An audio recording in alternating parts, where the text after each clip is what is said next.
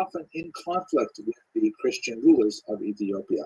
There is a famous Queen Yodit, who is sometimes identified as a Jewish queen, and historians have identified the high point of their self-rule in the 16th century, followed by a marked decline as they slowly begin to lose much of their landed status.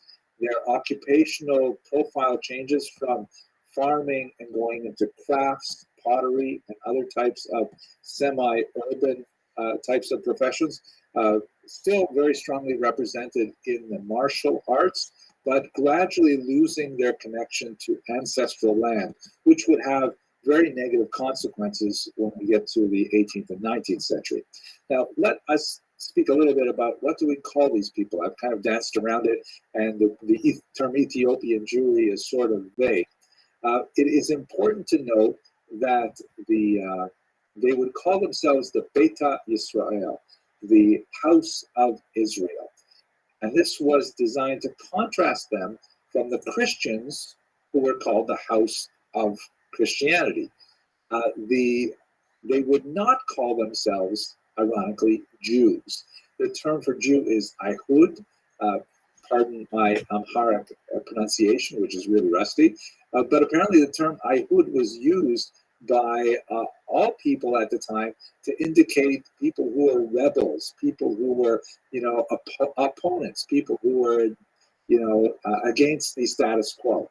And so the Beta Yisrael, calling themselves Israelites, were recognizing their, Israelite origin, but knowing that the Ethiopian Christians also claimed an Israelite origin, they used this more specific term, Beta Israel, or Beta Israel, which designated that they were not following the same faith as the Christians. They were following the Jewish faith, although they wouldn't call it that either. Now, the term falasha, which came into wide use through the 19th and 20th century, that's actually a derogatory term. It means roughly outcast or landless person, wanderer, and this was used to describe the Beta Yisrael during the period of their lowest ebb in terms of their economic and political power. They were gradually, over the course of the 17th and 18th and 19th century, pushed out of ancestral land holding, as I mentioned earlier, and so the negative term thrown at them was falasha, meaning they were landless, they were wanderers, and so on. The term of respect would be Beta Israel. Now, let us look specifically at the content of their faith, which is called the Haimanot, which means literally faith. It would have been used to describe different types of faiths in Ethiopia, but in Israel it's used specifically to refer to classical Ethiopian Judaism. Now, perhaps we can, by looking at their Judaism, understand a little bit more about their origins. Here's a picture of a typical Ethiopian synagogue.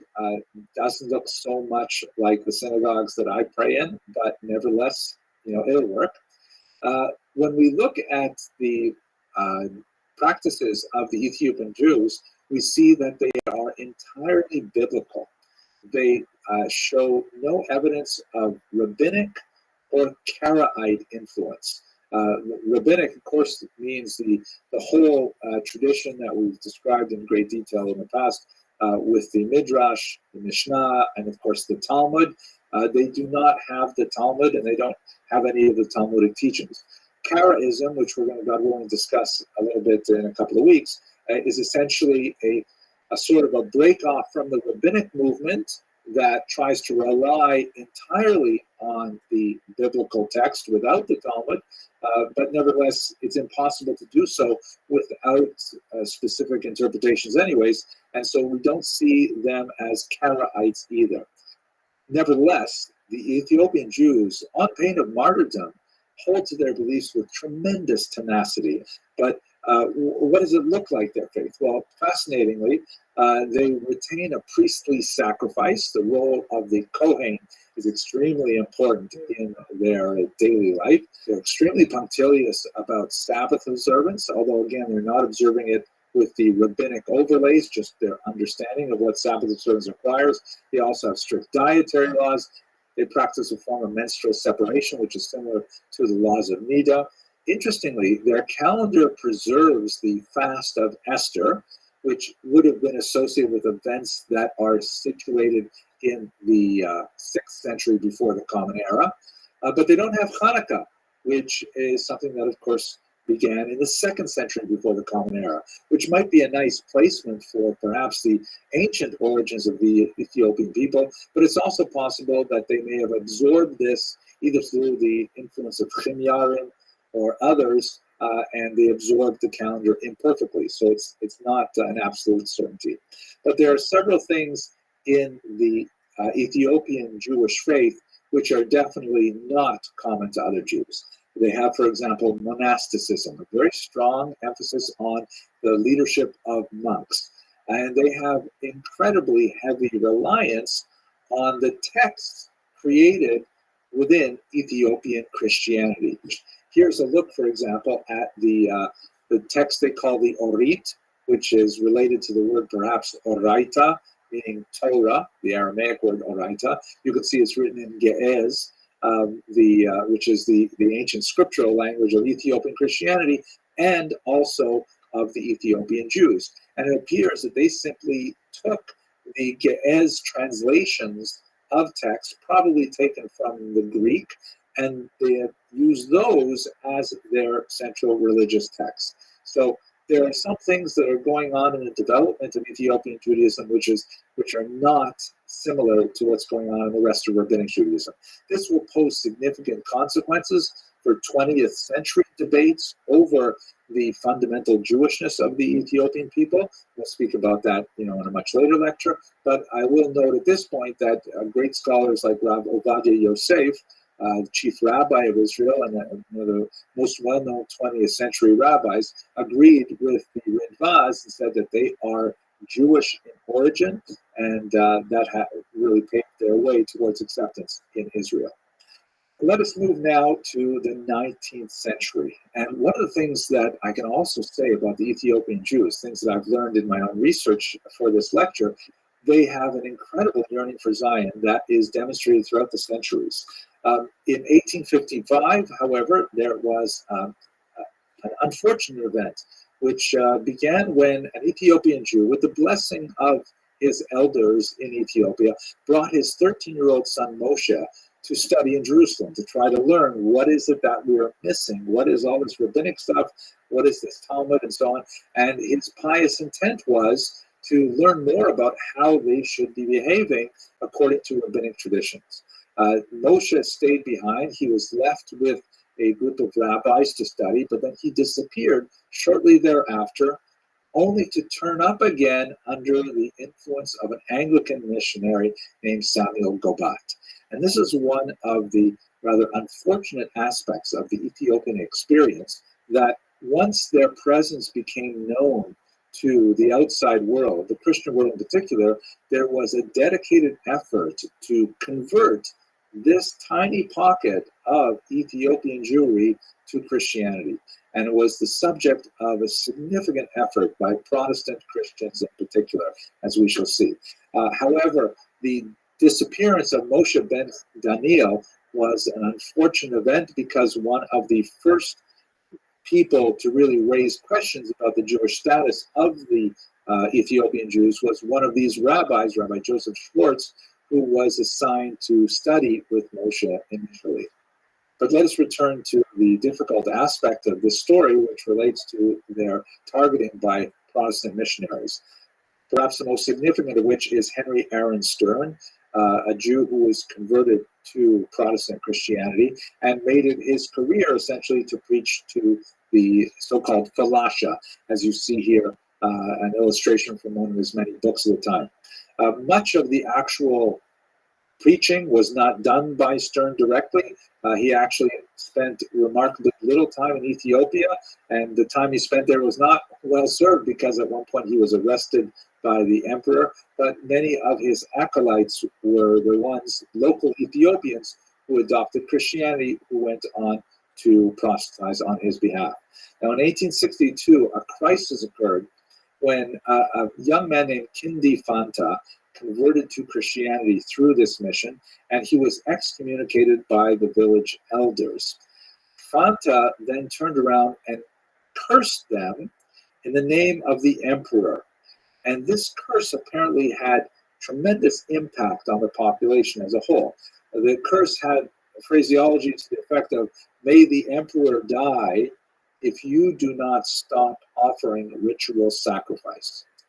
Now, the Beit Yisrael took this very seriously. I think this is part of the cultural milieu of Ethiopia, with which I am not that familiar.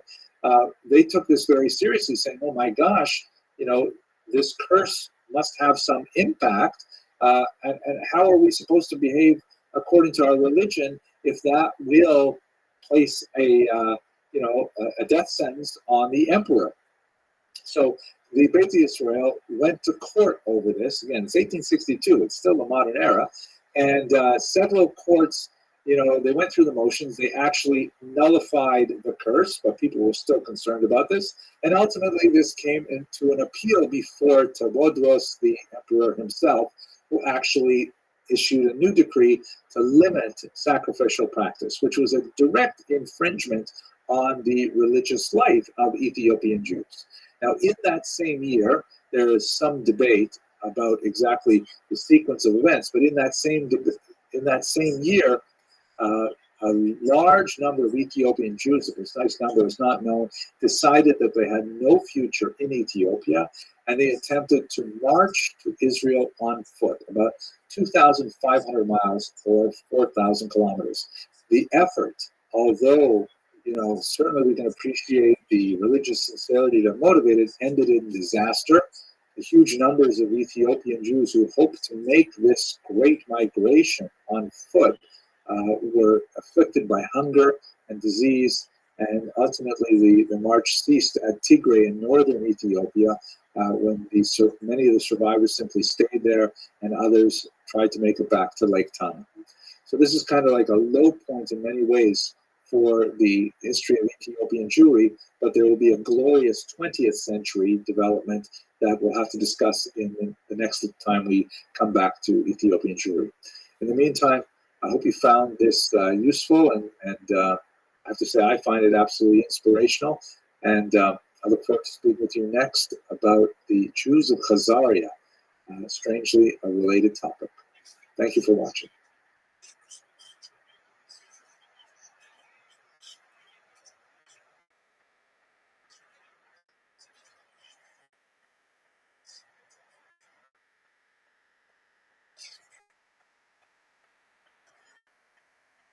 I've recorded about 500 videos on Jewish history now, and one of the things that used to surprise me, unfortunately doesn't surprise me anymore, is that in the top 10 of popularity, my handful of videos on the Khazar conversion remain very popular. And at first I thought, that's a really cool thing, but now I begin to think it says something unfortunate about humanity. So for this video and the next, which are going to focus on the unusual chapter of Khazar Jewry in our larger project, I'm going to first speak about something that is frequently posed as a question, and I'll answer definitively. The answer is no. Ashkenazi Jews are not Khazars. They are not descended from the Khazar people. If they have any connection with the Khazar, it is very, very tiny in proportion to the overwhelming whole, which is largely European and Middle Eastern in background. So let's take some time to understand what the big controversy is about and what is the resolution to something which is a burning question for many people. First of all, what is the Khazar hypothesis? Although it is shrouded in mystery, most historians coalesce around the idea that a population in the region of the Caspian Sea, not too far from the northern Black Sea, encompassing part of southeastern Europe, converted to Judaism sometime in the 8th century. They had come into existence in the 6th century as a proto-empire and then began expanding until they were finally defeated by the people of Kiev and Rus. That would be based in today's Kiev, Ukraine, in the 10th century, and then they basically disappeared. So here's a map that shows you roughly where the Khazar Empire would have stretched. Again, we can't use like really firm boundaries, but this is a general area. Now, at the same time, more or less, you have the establishment of Jewish Ashkenaz, which is associated primarily with Germany, with the Rhineland, and we begin to see Jewish settlement there from somewhere around the 10th century onward. The name Ashkenaz is of biblical origin, but it is applied in the medieval period to this region of Germany. Now, from what we know from lots of other sources, there's a pretty significant eastward expansion or migration of the Jews of Ashkenaz to Eastern Europe for reasons that I'm looking forward to discussing with you in later videos. But there's a lot of spread of Ashkenazi Jews to the east, and from there, they constitute the largest single demographic chunk of European Ashkenazi Jews as a whole. Looking at this outline here in yellow is basically where most Ashkenazi Jews trace their origins to. Of course, there's a big migration to the Americas, particularly from Eastern Europe in the late 19th and early 20th centuries. And that's basically the migration that my own ancestors came from. And that's basically the story. The term Ashkenazi, again, derives from medieval Germany, although most of those Jews who used that term later migrated to Eastern Europe, and then from there, many of them to America, Israel, and so on. That's to distinguish them from other ethnic groups within the Jewish people, such as the Spartan, who trace their origins primarily to the Iberian Peninsula. God willing, we'll talk a lot more about that shortly. Now, here's the Khazarian hypothesis. Since there is something of an overlap between the limits of the Khazar Empire, which had some kind of connection, possibly a conversion to Judaism, perhaps in the 8th century, and the population of Jews that by the time you get to the 20th century, the vast bulk of Ashkenazi Jews are living in Eastern Europe, the Khazar hypothesis says that the Jews that call themselves Ashkenazim coming from Eastern Europe are not descendants of the German Ashkenazim. They are actually descendants from the Khazars, and that's that's it in a nutshell. Now, why should we care about this is something that we'll talk about in the next video, but that's the essence of the Khazar hypothesis, that the Jews who originate from Eastern Europe are primarily descended from this Turkic tribe living in Central Asia. Perhaps one of the most significant thinkers and writers on this period is Professor Shaul Stamfer of Hebrew University. Great scholar, who's written quite a bit on Eastern European Jewish history, and he's published quite a bit on Khazaria in particular. He has a very jaundiced view of the entire conversion process as a whole, the entire conversion story, which I'll speak about in the next video. But he says there are a few really clear reasons why we can say that Ashkenazi Jews are not descended from the Khazars. First of all, there is no DNA evidence to support this. Now, if you go back to my earlier videos, as I've been doing these over the last 10 years, there's been growing amounts of data, and you'll see slight changes even in my own presentation because of the appearance of new data. DNA evidence is one of the most exciting tools that historians have in their, toolbox. And when it comes to the question of, biological descent as opposed to halachic identity, Jewish identity by Jewish law, which is a different thing, although they tend to overlap like a Venn diagram, it's really clear that there's no DNA evidence or a very tiny element of DNA evidence to support the idea of a Khazar origin to Eastern European Ashkenazi Jewry. Now, one exception to that rule is the Professor Eran El-Haik, who's written some interesting things on this, but he remains controversial, and most scholars are not accepting the research that he's presented specifically on Khazaria. Now, without being a scientist and be able to get into the real nuts and bolts of this, what I've read about this is that he prepared in 2013, I think it was first published, an analysis of about 1,300 Y chromosomes, 1,300 people looking at their Y chromosomes to try to see what the similarities were between Jews and about 75 odd other nationalities. Unfortunately, the sample was really, really small. Of the Jews, only 8 fit the specific parameters that we're looking at right now. That's a tiny number to really make huge statements about the vast majority of Ashkenazi Jews. Secondly, more significantly, the number of Khazar individuals studied was precisely zero, because there are no Khazars today, and in fact, we haven't had any Khazars for about 1,000 years. There has been no one walking around who claims Khazar descent to whom we can go to for genetic data. In other words, you can't compare Jews to Khazars if you don't have any Khazars to actually say, oh, you're a Khazar. Great, let's take your DNA.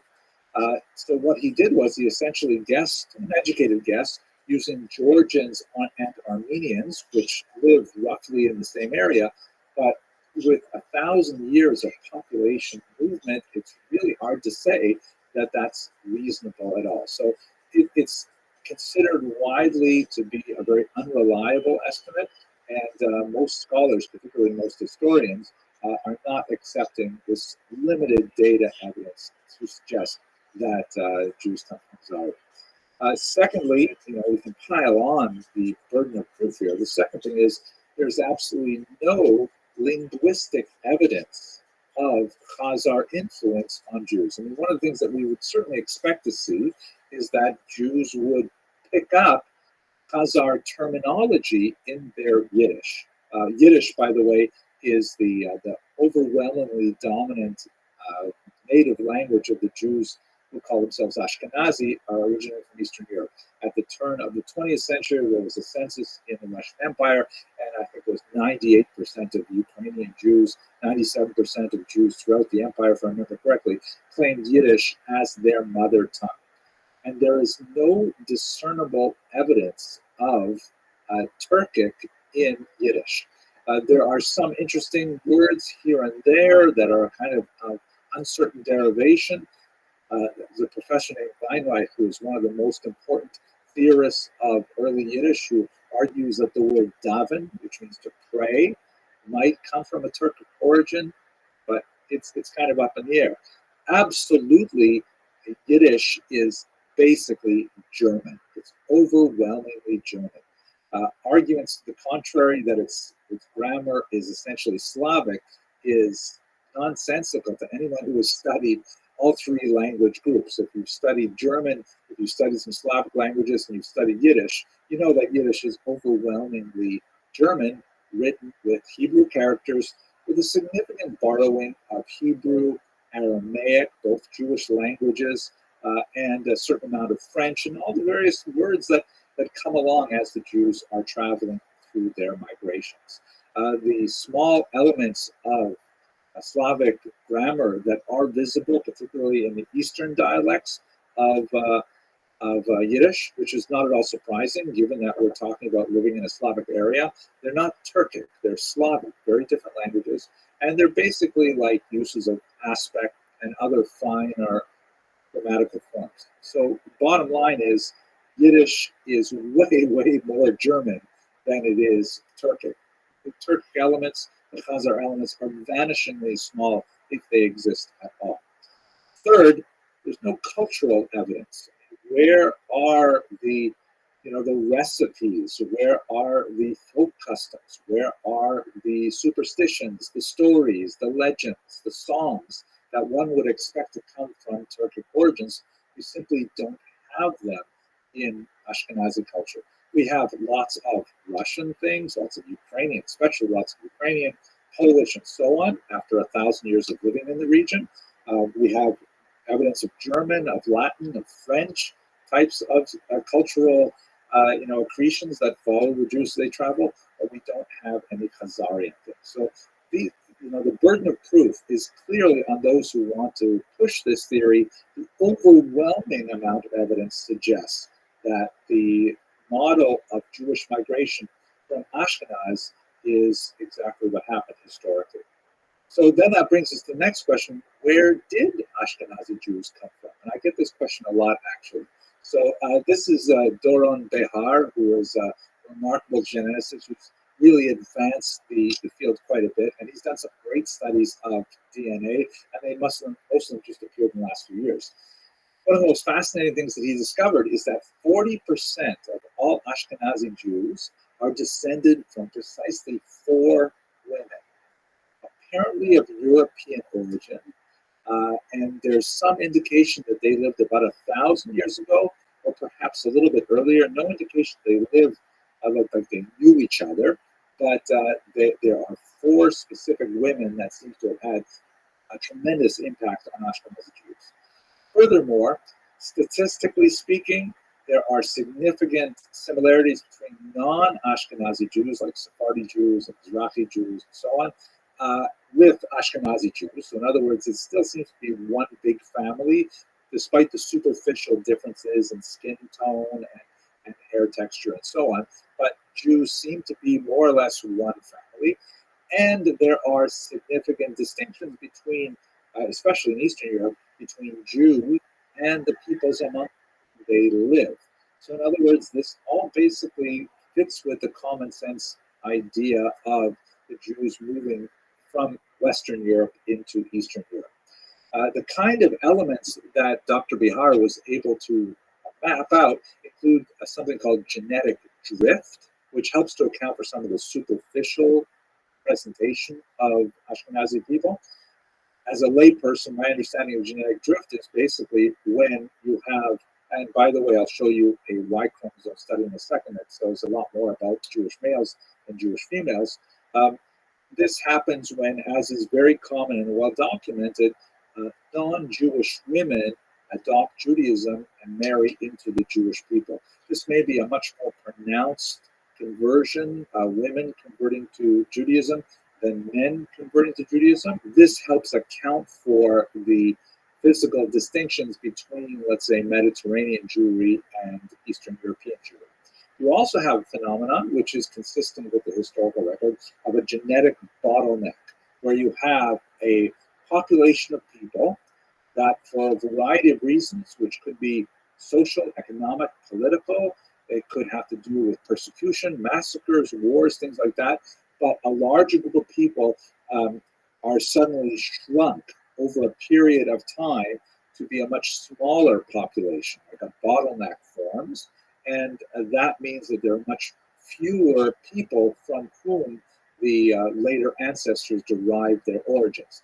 This helps explain the fairly large number of genetic disorders that unfortunately afflict Ashkenazi Jews, like breast cancer and Tay-Sachs, which may owe a lot to the fact that there was this bottleneck, perhaps around the turn of the millennium, that meant that the population of Jews living in Northern Europe that would later move to the East represent the basis of a much larger population.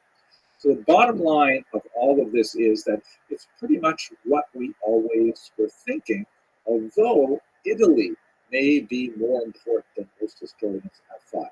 Have a look at this map here, which is also part of Dr. Bihar's research, and this is looking specifically at Levites on the Y chromosome. Now, Levites, like Kohanim, are members of the priestly family, and they are, and it's only the males. It's passed down father to son. Mothers do not pass down the Levite connection. So looking at the Y chromosomes of Ashkenazi Jews, he was able to determine that it appears that they do have origins consistent with a Middle Eastern distant origin, and then a strong migration through the Italian peninsula to the Ashkenazic heartland in Germany. That would be numbers 1 through 2 in this particular map. And then number 3 is, as we expected, a large migration towards the east, where most Ashkenazi Levites find their origins going back through that original vector. And then, as you can see, the kind of the faded line there of the extension towards the west, along with the arrow labeled number 4, there is a reference back as those Ashkenazi Levites begin to move to the west and, in fact, begin to form families with Sephardic women and non-Ashkenazi Jews generally in the Iberian Peninsula. It is probably at the point number 2 on this map when those 4 mothers appeared, probably somewhere around the year 1000, and then are responsible for this huge expansion of Ashkenazi Jewry, and as a result, a tremendous popularity of Asian food now in America and so on. Now, if you look at these the green lines here, this is the traditional view of the migration of Jews historically, which there's a lot to say for this, and this does not contradict the historical model that we have well documented of Jews moving their way across the coast of North Africa. But that particular route would not necessarily explain the origins of most Ashkenazi Levites. In other words, while Jews may have been moving along that route number 5, they do not account for the large number of Levites in the Ashkenazi community, and so it's not demonstrated by the research that he has worked on. Nevertheless, we do have Jews moving along the coast of North Africa, just not necessarily Levites that would end up producing lines among the Ashkenazi. So complicated to see this in so many ways, but you get the basic idea, right? Okay, so that's our short answer. Ashkenazi Jews are not descended from the Khazars.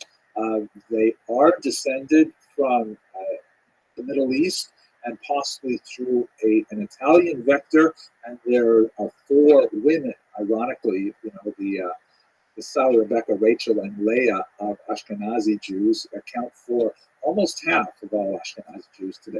In the next video, let us actually go to Khazaria and try to figure out what did happen in the 8th century.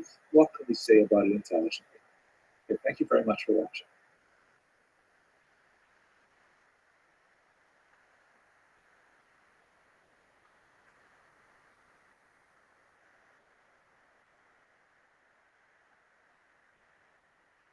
Now that we have discussed the persistent question of the origin of Ashkenazi Jewry in the previous video, let's go straight to Khazaria and try to understand what exactly do we know about the story of the conversion of the Khazars in that region, possibly in the 8th century.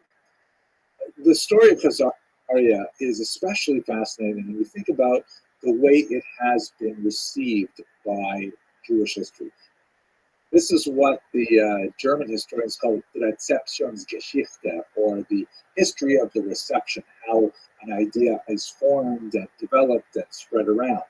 Perhaps the most important element of the Rezeptionsgeschichte, that's hard to say, of the Khazar conversion is this book, the Kuzari, written by Rabbi Yehuda Levi, very, very important Spanish Jewish thinker in the 12th century.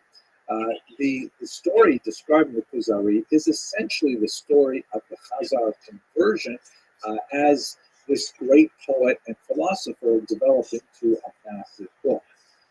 The story goes like this. Basically, there is this King Bulan, who somewhere around the year 740 is a very spiritual individual and concerned with the practice of paganism on his people, and looking at the growth of monotheistic movements, so particularly Christianity and Islam. And both Christianity and Islam are making geographic headway in Central Asia and approaching his borders. And he thinks to himself, well, so what should I be doing? Should I be remaining a pagan? Should I join one of these other faiths and so on? And so he has a debate where he brings together a Jew, a Muslim, and a Christian. I know it sounds like an offensive joke, but it's not. And he has them have a trilateral debate over which religion is superior. In the end, as you might expect, given the fact that this is Rabbi Yehuda Halevi writing it, King Bulan decides to accept Judaism, and all of his court and the Kuzari, the Khazarian people, ultimately follow him to Judaism. That's essentially the story.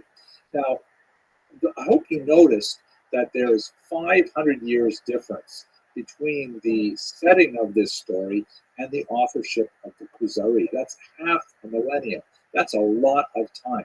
And we have to understand that the Kuzari was chosen as a subject for Rabbi Yehuda Levi because of circumstances in the Iberian Peninsula in his day, specifically the trilateral relationship between Jews, Muslims, and Christians, which was very unique to Spain and Portugal. Rabbi Yehuda Halevi essentially used the story of the conversion of the Khazars as a kind of a literary foil to have a larger philosophical discussion about the relative merits of Judaism, Christianity, and Islam.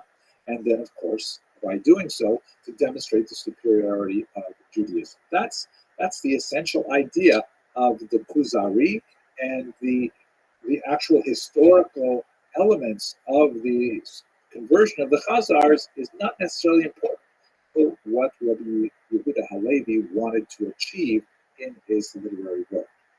So let us set aside the Kuzari as a historical source. It's definitely not intended to serve as a historical source. It's intended to serve as a literary philosophical source. Let's try to go back and understand what we do know about the group. So let's move back a couple hundred years to the correspondence of Chastai ibn Shaprut. Again, we're still about 300 years distant from the actual events described, but this is a fascinating and very important source, which was exceptionally important for Yehuda Halevi's work as well. Chastai ibn Shaprut, who I hope we will discuss in a few lectures when we look at Spain in the 10th century, very important diplomat who communicated with Jewish communities throughout the Mediterranean basin. And he was fascinated with the story of the Khazar conversion, which was known to him. And so he sent out some emissaries to try and reach Khazaria and find out, what's going on there? Are you guys actually Jewish? Is this actually a Jewish kingdom? Now, for reasons which will take us beyond the scope of our discussion, his emissaries did not succeed in reaching Khazaria or speaking with any actual Khazarians, but they did receive correspondence from someone who purported to have brought letters from a King Joseph of Khazaria. These letters are absolutely fascinating. They relate the story of the conversion of King Bulan. They talk about the nature of Khazarians, their Judaism, and all kinds of fascinating things. But it's widely believed that these letters were forgeries. In other words, the people who provided the letters to the messengers of Chastai ibn Shaprut were essentially engaged in some kind of con. And they have no bearing on the actuality of Khazaria, and they don't have historical value for that purpose. So they're fascinating and they're really engaging, but are they real? Are they authentic? Are they actually letters from King Joseph? Probably not. We do know, however, as we get closer and closer to the original dates, that there were medieval Jewish travelers who either had direct contact with Khazaria or direct contact with Khazarians in different places and report, however briefly, on their Jewish status, sometimes with a degree of surprise, sometimes with a degree of skepticism, but nevertheless, there's like more and more little tiny bits of evidence piling up in a lot of places. As we shall see, many skeptics would say that the plural of anecdote is not data, but it's hard to toss away these little bits of information. For example, here's a fascinating document which was found in the Cairo Geniza. We will have opportunity to speak about what that Geniza is in a few lectures from now, but basically it's a medieval trove of documents which were literally thrown away, but were amazingly preserved till they were unearthed in the 19th.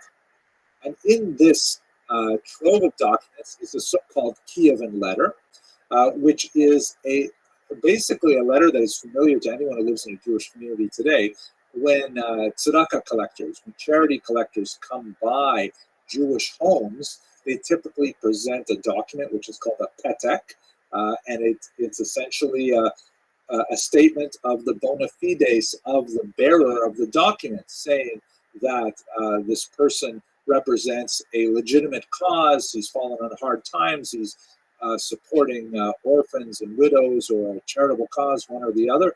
And it's expected that when someone presents you with this petek, which may be issued by the local community in which the donor lives, or may come from the originating community, like from Jerusalem or wherever, then you give them charity and they build up their cause. So this is exactly one of those documents.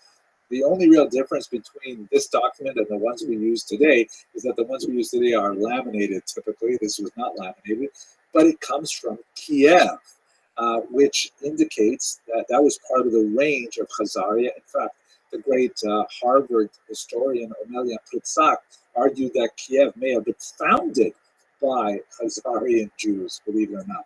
At any rate, the letter, which comes from Kiev, specifically describes how the person has fallen out of times, the person is worthy, and you should specifically support his cause. And then, amazingly, at the bottom, you can see it's highlighted here in this particular image. There is a signature in what appear to be Turkic runes that say, "I have read it," or "We have read it." Fascinating. That indicates that there was evidently people who, because normally this would be the signature of someone who was important in the Jewish community, like Rabbi or so the community, which is essentially the president of the community.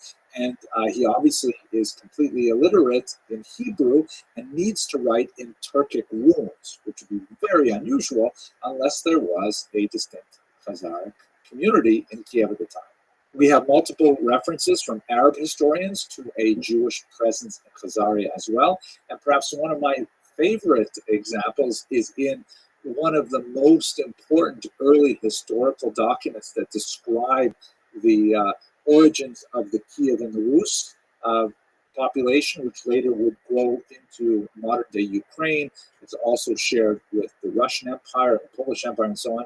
It's the so-called Povest Vremeniya, or Chronicle of Bygone Years, which is essentially a church record of the history of the region. There's a fascinating description of a key element in the Christianization of the region, specifically the conversion of King Volodymyr, or Vladimir, to Eastern Orthodox Christianity. And amazingly, it's exactly like the story in the Kuzari. There's a representative of Islam. There are two representatives of Christianity, both Western and Eastern Christianity. And there is a representative of the Jews, and that representative is specifically a Khazarian Jew. And this is absolutely fascinating that not only do they replicate the story that is essentially told in the letters of Chastai ibn Shaprut with King Joseph, they actually report the same kind of scenario. Of course, it ends up that King Volodymyr decides to become Christian rather than Jewish. Could you imagine how history would have changed had he chosen to be Jewish? He very nearly did, by the way. But this is, one of those data points that's hard to ignore, speak to the idea of a Jewish community in Khazaria at the time.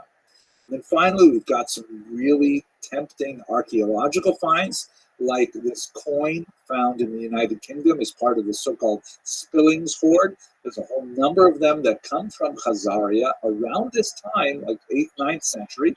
This one writes in Arabic, a sort of a paraphrase on the famous statement of Islamic faith. There is no God but Allah, and Moses is his prophet. That's an unusual kind of statement there. And then there are some tempting examples of Jewish symbols on Khazar architecture, which is limited. There are not a lot of finds, but this menorah symbol from a Khazar archaeological dig is especially tempting. So all of these things come together to suggest that something really important happened in this region in the 8th century that involved Judaism. But what exactly happened? Let's have a look at that. Oh, if you ask Professor Shaul Stamfer, who we met in the last lecture when we were talking about DNA evidence, Dr. Stamfer is definitely one of the biggest skeptics of the whole story. He says it is, quote, a splendid story, right? You can finish the rest of that sentence. In other words, there's not much to it. So, but we still have all these little bits of data, the Kievan letter, the Spillings hoard coin, and things like that. What does all that mean? So trying to put it together, one of the biggest questions we have is, if they did convert to Judaism, And I tend to believe something happened there with regard to conversion. Why did they convert? It does not seem to be a really good source to provide an answer for this. Besides, of course, the letter of King Joseph to Chasdaid and Shapur might be regarded as a forgery, but in that letter, the primary motivation was essentially spiritual in nature, and that's very nice, but maybe I've been a historian too long. I tend to be skeptical of such things. It's also possible that maybe it had to do with the geopolitics of the era. The Khazars did fight two brutal wars with the Muslims. They did see the rapid expanse of Christianity, which would overtake Ukraine and then Kiev and Rus in short order. So, maybe they chose to adopt Judaism as some kind of potentially neutral position. Perhaps they hoped to say that, hey, Jews are tolerated in Muslim lands under the Pact of Umar, which we discussed earlier, and in Christian lands through the doctrine of witness. Maybe they thought they could carve out some independence there. But we also have to remember that there is remarkable silence regarding their association with the massive Jewish population in Mesopotamia, which is really not so far away. This was really the world center of Jewish intellect and rabbinics and writing and so on. Why is there silence from Mesopotamia on the Khazar conversion? Who converted them? If not the rabbis active in Babylonia, Mesopotamia, was it the Karaites, who we haven't had the opportunity to discuss yet? Why do we have no Karaite sources either? So a lot of questions about why they would convert. Secondly, how Jewish was this conversion, both in terms of quality and in terms of quantity? I mentioned already that we don't have a clear sense as to whether these converts were rabbinic in orientation or Karaite in orientation. The documents like the Kievan letter just indicate that that particular individual who had gone to Egypt with the purpose of raising funds had fallen on hard times, but it doesn't really say much about his personal religious orientation. We don't really have clear evidence as to what kind of Judaism they performed. We also, very importantly, don't know how many of them became Jewish. Is it possible that this was kind of like a royal conversion, like we see, for example, with Queen Helena of Adiabene, who converted to Judaism with her sons, but her husband remained non-Jewish? Is it possibly similar to the conversion in Chimyar in the Arabian Peninsula? We simply don't know how many of Khazarian Jews converted to Judaism. And it could be that this was simply a token conversion that took place in the upper strata. It did not extend to the lower population as a whole, who remained essentially pagan. We don't know. And thirdly, perhaps contributing to the ongoing mystery about the Khazars, what happened to them? Where did they go? We know that the empire lost its political independence in the 10th century when Sviatoslav of Kiev and Rus destroyed it for the last time. But they seem to pop up every now and then in the Chronicle of Bygone Years. That was a couple hundred years later. We still have reference to Khazars as Jews, but they don't seem to have that impact on the demographics of the region. We already discussed in the previous video the lack of DNA evidence of their continuing relationship with Ashkenazi Jews. Did they perhaps make an impact on some of the smaller Jewish populations in the Caucasus, like the mountain Jews perhaps? We simply don't know. Now, as I mentioned in the beginning of the last video, I get a lot of questions and a lot of attention about the Khazars. Sometimes I have to actually shut off the comments because they just get way out of hand. And you might wonder, if this is your first time encountering this question, why would people care? Right? What is the big deal? Some obscure 8th century event? So the implications are actually quite significant for 21st century politics. If you consider, for example, the work of Professor Shlomo Zahn, who is an Israeli historian who has written quite a few controversial books. One of the most significant is this one here, the so-called The Invention of the Jewish People. in which he essentially argues that Ashkenazi Jews, as we discussed in the last video, Ashkenazi Jews are not really Jewish. That this entire sub-ethnic group of the Jewish people, which had such a profound impact on modern politics in particular, since the 19th century in particular, they're not actually descended from the biblical Jews of ancient Israel. Now, this has a lot of appeal to people who wish to see modern Jews taken down a peg. Maybe for religious reasons, that they want to feel that modern Ashkenazi Jews don't have a real share in the ancient patrimony that they claim. Again, not that it really makes a difference in terms of Jewish law, and although I'm not a theologian, I'm not even sure what kind of difference it would make theologically. The argument of some people, frankly, anti-Semites, that modern Jews are not real Jews is a way of delegitimizing their ethnic identity. I'm saying that we don't have to afford them the respect that their ancient patrimony might otherwise be appropriate for them. We don't have to regard them as being, millennial followers of an ancient tradition, and perhaps therefore, we don't have to even apply the doctrine of witness to them. We could consider them usurpers, racial interlopers who have somehow taken away the true patrimony. You see this sometimes among black supremacists who argue that the real Jews are actually black, and those white Jews who claim to be Jews, they can't be Jews because we are. Right? That's, as we've discussed when we looked at the Jews of Africa, there are Jews who are black as well, and it's just not a factor in the theological or the halachic application of who is a Jew, halachic being in terms of Jewish law. So a lot of anti-Semites really like the Khazarian hypothesis. And for people like Professor Zahn, they also see kind of like a liberal approach to this as well. The right wing may see it in terms of traditional anti-Semitic views. The left wing, as we see Professor Zahn, he wishes to disassociate himself specifically with the Jewish claim to the land of Israel. If Ashkenazi Jews, the argument goes, are not really Jewish, and Israel is to be a homeland for Jews, that therefore, where the argument goes, invalidates the Ashkenazi claim to the land of Israel as their homeland.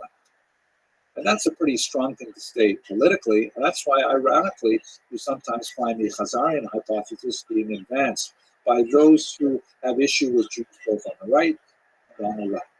That's why this issue seems to have so much traction, even in the 21st century. But in terms of the overall scope of Jewish history, it's just a tiny little footnote, a fascinating one, a splendid story, to use Dr. Stamford's message. But we're going to move on from this now. We're going to look at a much more significant topic. We're going to look at the growth of Middle Eastern Jewry, and particularly we're going to look at the Gaonic period.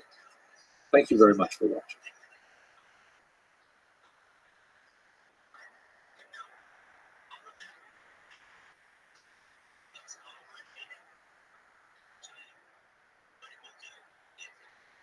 Let us now return to the Middle East, to the heartland of Babylonia, the Mesopotamian region between the Tigris and Euphrates rivers, for the immediate post-Talmudic period, which is associated with the leaders of the academies known as the Gaonim. The term Gaon is derived from the Hebrew word Ga'ava, which means pride. It can also mean arrogance, depending on the way in which it's used. Like to say a person is a Baal Gaiva would mean to say they're a very arrogant person. But in this context, it means like the pride and joy of the community. Here's a great map from the Barnavi Atlas that shows the influence of the Gaonim of Baghdad. You can see on the right there, there's a kind of blue circle which has Baghdad right at the center. That's where the centers of Talmudic learning shifted during the period after the Islamic invasion and conquest of the region. They were located further south, Sura, Pontedita, and so on. And Baghdad eventually became the major administrative center of the entire Islamic Empire and also of the Geonic Empire, if you will, which mirrors much of it. What I really like about this particular map is it has these sort of like arrows that are reaching out in three directions from Baghdad, which gives you a sense of their relative cultural and intellectual influence, to a certain degree their political influence as well. But they also have that brown circle with Jerusalem at the rough center there. That represents the influence of the traditional center of Talmudic learning. There were, of course, two Talmuds written, one in Babylon, known as obviously the Babylonian Talmud, the other one, not quite as obvious, written primarily in Tiberias, that's known as the Jerusalem Talmud, sometimes called the Palestinian Talmud. And the relative strength of the expositors of those two Talmuds, they definitely were linked with each other, had a lot of communication with each other, began to change as we get past the Islamic conquest of the region. And Jerusalem definitely declines in authority, and Babylon, Baghdad in particular, ascends in authority. Now, but we should understand that all of this stuff is happening largely as a consequence of the Islamic expansion across the coast of North Africa into Spain and further east all the way out to Pakistan and Bangladesh. There are a lot of political and economic reasons why the Geonim had such an assist in reaching these far-from Jewish diasporas. First of all, we should understand that with the Muslim conquest, the Jews of Babylonia were no longer separated from the various diaspora communities by a political boundary. So they were really within one cultural orbit, one linguistic orbit, one economic orbit, and it was much more convenient and safe for them to travel back and forth. You no longer had the geopolitical conflict between, let's say, the Roman or the Byzantine Empire and the Persian Empire. Putting it all under the Muslims really had a tremendous impact on the ability of Jews to communicate with each other, to engage in interregional trade and things like that. Another very important thing that happens is that there is a symbiosis that develops between these communities in the diaspora, as far away as Spain, let's say, and the center in Baghdad. On the one hand, these much smaller communities outside of the traditional center are able to send requests for information, for clarification of Jewish law. These requests are called in Hebrew she'elot.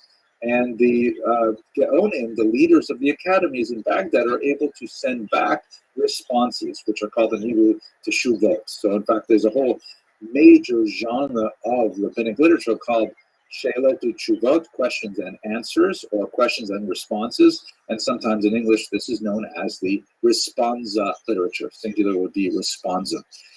And so there's a symbiosis in the sense of these small communities are able to ask Baghdad for questions, clarifications, and with their requests, they send funds to support the academy's activity. And at the same time, besides providing intellectual and spiritual guidance for these communities, Baghdad can also confer official confirmation of the municipal leadership of these Jewish communities by indicating a specific addressee as a figure of importance in the community that ipso facto renders that person much more significant in terms of the municipal leadership of the community. We'll speak a little later about how the communities were structured. But so there was this symbiosis between the diaspora and Baghdad, the periphery and the center, that only began to really fray as Spain in particular got much more significant towards the end of the period we're discussing. Also note, of course, that there is a rivalry between the Jerusalem center and the Baghdad center. Ultimately, Baghdad would eclipse Jerusalem. Let's also think for a second, too, about the impact of language, because by incorporating this entire territory under Islamic rule, Arabic as a language really begins to act as a much more effective lingua franca for the entire region. This has significant impact, not only for the political and economic reasons that I described earlier, but also in terms of the way Jews thought about their own language. The Arabs regarded Arabic as a holy language, as a language that had phenomenal, you know, aesthetic appeal, both in terms of its structure, its grammar, its vocabulary, and its calligraphy. And Jews had a similar kind of cognate feeling about Hebrew. And so this idea of, and of course, Hebrew and Arabic are very closely related languages, so there was a lot of cultural give and take there in terms of the absorption of Arabic as an important language. Jews began, of course, writing in Arabic with Hebrew letters at this time. This was called Judeo-Arabic, and it was a very widely used language among Jews. Another important element that's going on at this time is the very significant shift towards urbanization. Up until this point, Jews have largely been, like most peoples of the Middle East, an agrarian people. The majority of their economy was associated with agriculture. And although there were always elites who were active in culture and in commerce and so on in these small cities of the time, it was during the period of the Islamic invasion and conquest that Jews really began to shift towards a more urban posture. The shift towards trades, crafts, skills, things like that was very prominent from the 7th to the 10th centuries in particular. One of the reasons for this is the way in which Muslims taxed the Jewish population in particular and the general tax. Jews were, of course, required to pay a poll tax that was on the individual, a head tax called jizya. We spoke about that a few lectures ago. And by the way, another aspect of the consolidation of the entire region was that if you had your receipts that indicated that you had paid your poll tax, you had much more freedom of movement across the region. You could go to someplace where people didn't know you, and you could produce your receipt if necessary. You would have less difficulty with the local authorities. But they had another tax called a haraj, which was a collective land tax that was based on individual units of farmland. And the challenge of the haraj was that it was applied based on territory rather than population. So if you had 100 people living in a particular area and farming a particular section of real estate, and let's say 20 people left that area, that meant that 80 people had to carry the burden that was once carried by 100 people. And if another 20 people left, then 60 people had to manage that same tax burden. So it was kind of like an acceleration effect where the villages began emptying of populations, especially for Jews, who saw the cities as a much more amenable form of earning their living and a lighter tax burden. It also has lots of other benefits for Jews. You know, Jews have to, very gregarious people. They need to walk to synagogue. They need to be walking distance of a ritual bath, an Asian restaurant, all kinds of things like this. So it kind of fit with their cultural evolution. This is Professor Marina Rustow, very important scholar of the Geniza, which we'll speak about, God willing, in another lecture or so. And she presented in one essay a brilliant analysis of the confluence of the Gaonic expansion of influence and the discovery of a new method of communication that is specifically through paper. Now, historically, when new technologies have been developed, Jews tend to be early adopters, especially when it's associated with information technology. You know, the Arabs call the Jews the Am al-Kitab, the people of the book, but really we are the people of information. And so any way that we can communicate more effectively is something that appeals to us. Let's have a very quick look at the history of information technology up to this point, and it'll be clearer what actually happened that made a huge difference. So here's perhaps the oldest form of recorded information technology we have. It's a cuneiform tablet. It is basically a clay tablet that has these little wedge-shaped marks embedded into it and then baked. Great for durability. I mean, this is a piece of clay. It lasts a long, long time. It's really hard actually to destroy it. You can break it, but then you can kind of piece it together. Really handy for archaeologists, but heavy to carry around, awkward to store, difficult to read, all kinds of things that make this not such a great choice. The next evolution in information technology at this time was parchment, which of course is very widely adopted by Jews. Torah scrolls are written on parchment, and this is essentially treated animal skins. Much more convenient to record and store and carry than cuneiform. And parchment has another kind of interesting feature that we don't recall that often with our contemporary methods of communication. It can be reused in a kind of a blunt way. Specifically, once you write on parchment, then if you want to use that text again, you can take some kind of like flat, hard object, like let's say a type of ruler, a stick, and you can rub it really hard, and that doesn't erase the letters, but it sort of fades them significantly, breaks down the ink that's held by the animal skin such that it becomes less prominent. And then you can just go and write on top of it. This is called a palimpsest, and you can see here in this fragment from the Guinness, there is in the back, the original text is a Greek text, and then written on top of it is a Hebrew text.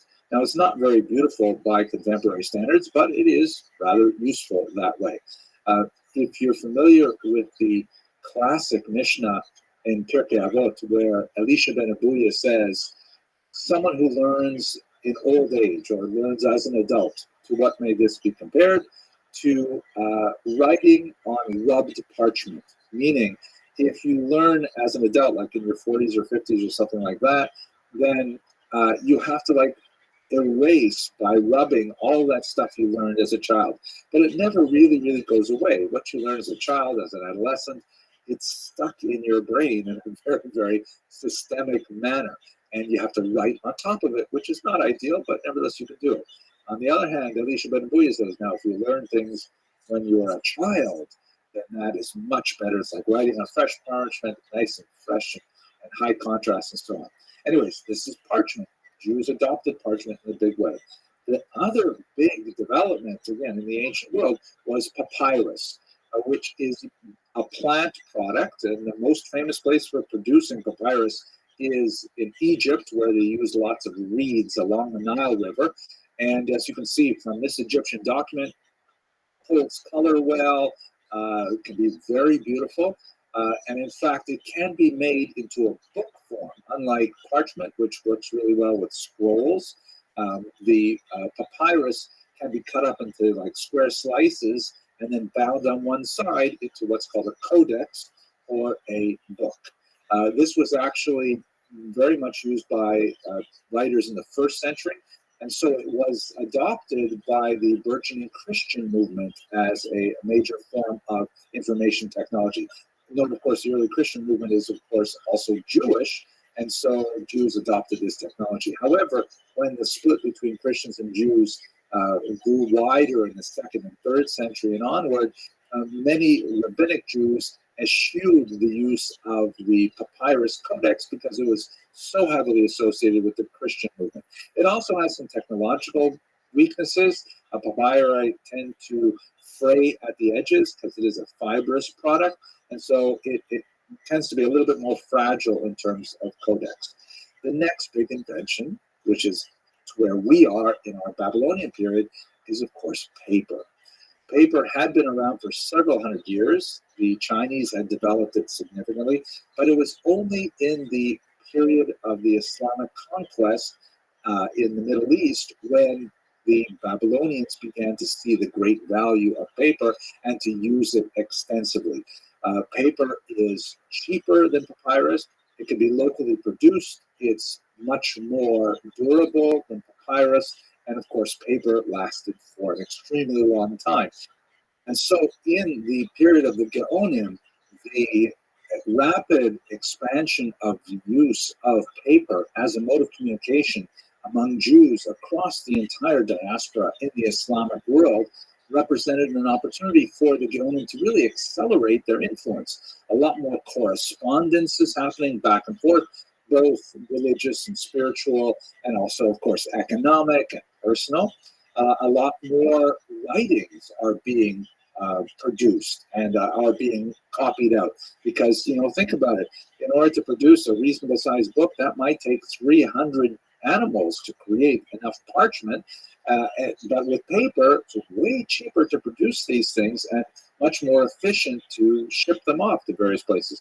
So this is a period of a great expansion and consolidation of a more unified viewpoint about how to interpret the Torah that the Geonim really are able to capitalize on with the communication methods made by paper. Now, at this moment, if you don't mind, I'm just going to take a personal meditation and think about how this affected my life, not as a historian, but as a regular person. I have to say that when I was preparing this lecture, I had one of those flashes of momentary inspiration where I sensed in my own biography the great arc of history. I felt like I was riding a big wave of a historical moment. Let me share this with you. So have a look at this picture here. This is actually a photograph I took a few years ago of one of my sons sitting on a rock outcropping just outside my hometown in northern Canada. And this is a place where I, as a child, used to hike out to and sit and think about, life, the universe, and everything. And as you can see, I've labeled a couple of places. On the left, on the Abitibi River, is the paper mill that sustained this town. It was established at the beginning of the 20th century, and there was no one here at this point. This is actually quite a remote part of northern Canada, but they took advantage of the old growth forest and the river network to create a paper mill that would serve the burgeoning interest of newsprint readers. A town gathered around this paper mill, which included my grandfather, Olav Shalom, named Alex Abramson, who had immigrated from Lithuania to avoid fighting the Japanese in the 1905 Russo-Japanese War, and thought he would make a living as a farmer. Unfortunately, the frozen permafrost of the area made this an unusually bad choice for farming. And so after a few years of trying that, he said, well, that's it. I'm going to become, in Yiddish, a shmata dealer, which means a clothing store owner. And he established, you can see on the right, Alex Abramson and Son. It's not the big roofed building. It's a smaller one right in the back there, which was the ancestral home of him and his children, and my father, who was the son of the Alex Abramson son. And of course, then my mother and I, we lived in a little apartment on top of the store there. And so just for a second here, I thought about how the Babylonians expanded the use of paper to popularize the Talmud, and paper just got more and more popular over the next 1,000 years until my own lifetime, in which the paper mill declined precipitously because few people read actual newspapers anymore.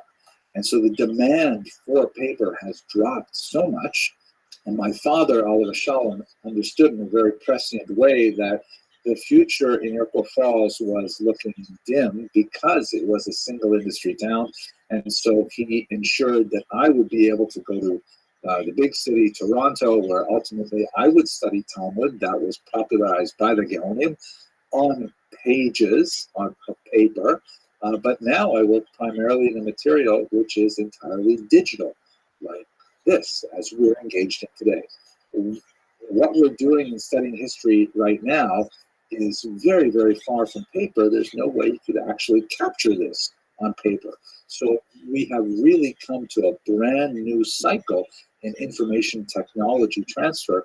Very excited to be at this cusp of a great new moment for the popularization of Talmud and Jewish history in general. Okay, sorry for that little sort of tangent. Let's go back to our material. The Geonim, of course, are the leaders of the academies, now based in Baghdad. And we actually know a fair bit about them because of a really interesting letter that was written by the heads of one of these academies, Rav Sharira Gaon. Gaon is not a surname, it's a title. And he is asked by a community in North Africa, hey, can you explain to us, of course, they're written much more formal language, how exactly did the Talmud come to be? And what do we make of these kinds of conflicts and how are we supposed to use it and so on. And he writes a kind of a pamphlet length or small book length letter responding, explaining a lot about the evolution of the Talmud as a manuscript. And he goes beyond the period of the closing of the Talmud, which would be around the year 500, to describe the next 500 years of Jewish history in Babylonia, which in particular describes the institution of the Gaonate and a sister institution called the Exilarchate. Now, we have had opportunity in previous lectures to speak a little bit about the earlier period. At this point, we should really talk about the growing conflict between the Gaonim as the intellectual and spiritual leaders, not only of Baghdadi Jewry, but really of world Jewry at this time, and the exilarchs, who are recognized by the Muslim authorities, as they were prior to this by the Persian authorities, under the Sassanid Empire and so on, as the de jure and de facto leaders of the Jewish minority. The term exilarch in Aramaic is Reish Galuta. There's actually a prayer that's recited for the position. Even today in most synagogues, there's a prayer in the Orthodox liturgy that is still recited today on Saturday mornings for the health and welfare of the exilarch. The term, of course, exilarch means leader of the exile.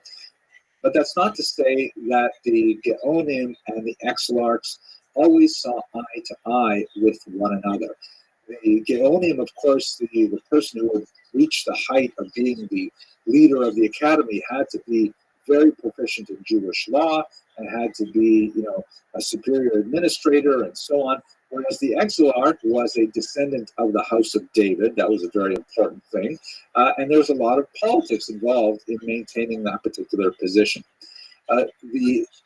So what you see frequently in the Talmud is kind of like the occasional moments of friction. There were exilarchs who were much more pious and much more learned, but it seems that they were the exception to the rule.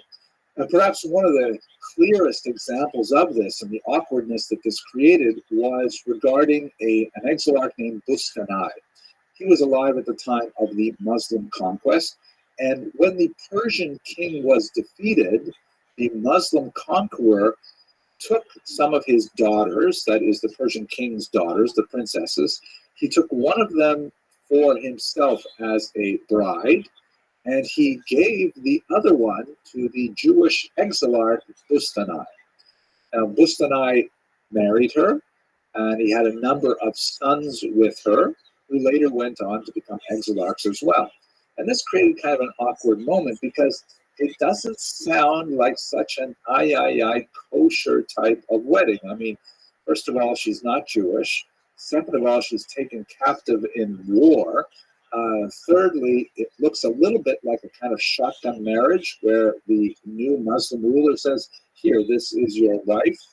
And so the rabbis and the Gaonim had difficulty dealing with this particular situation. Ultimately, they found sort of like a halakhic way to, accept it.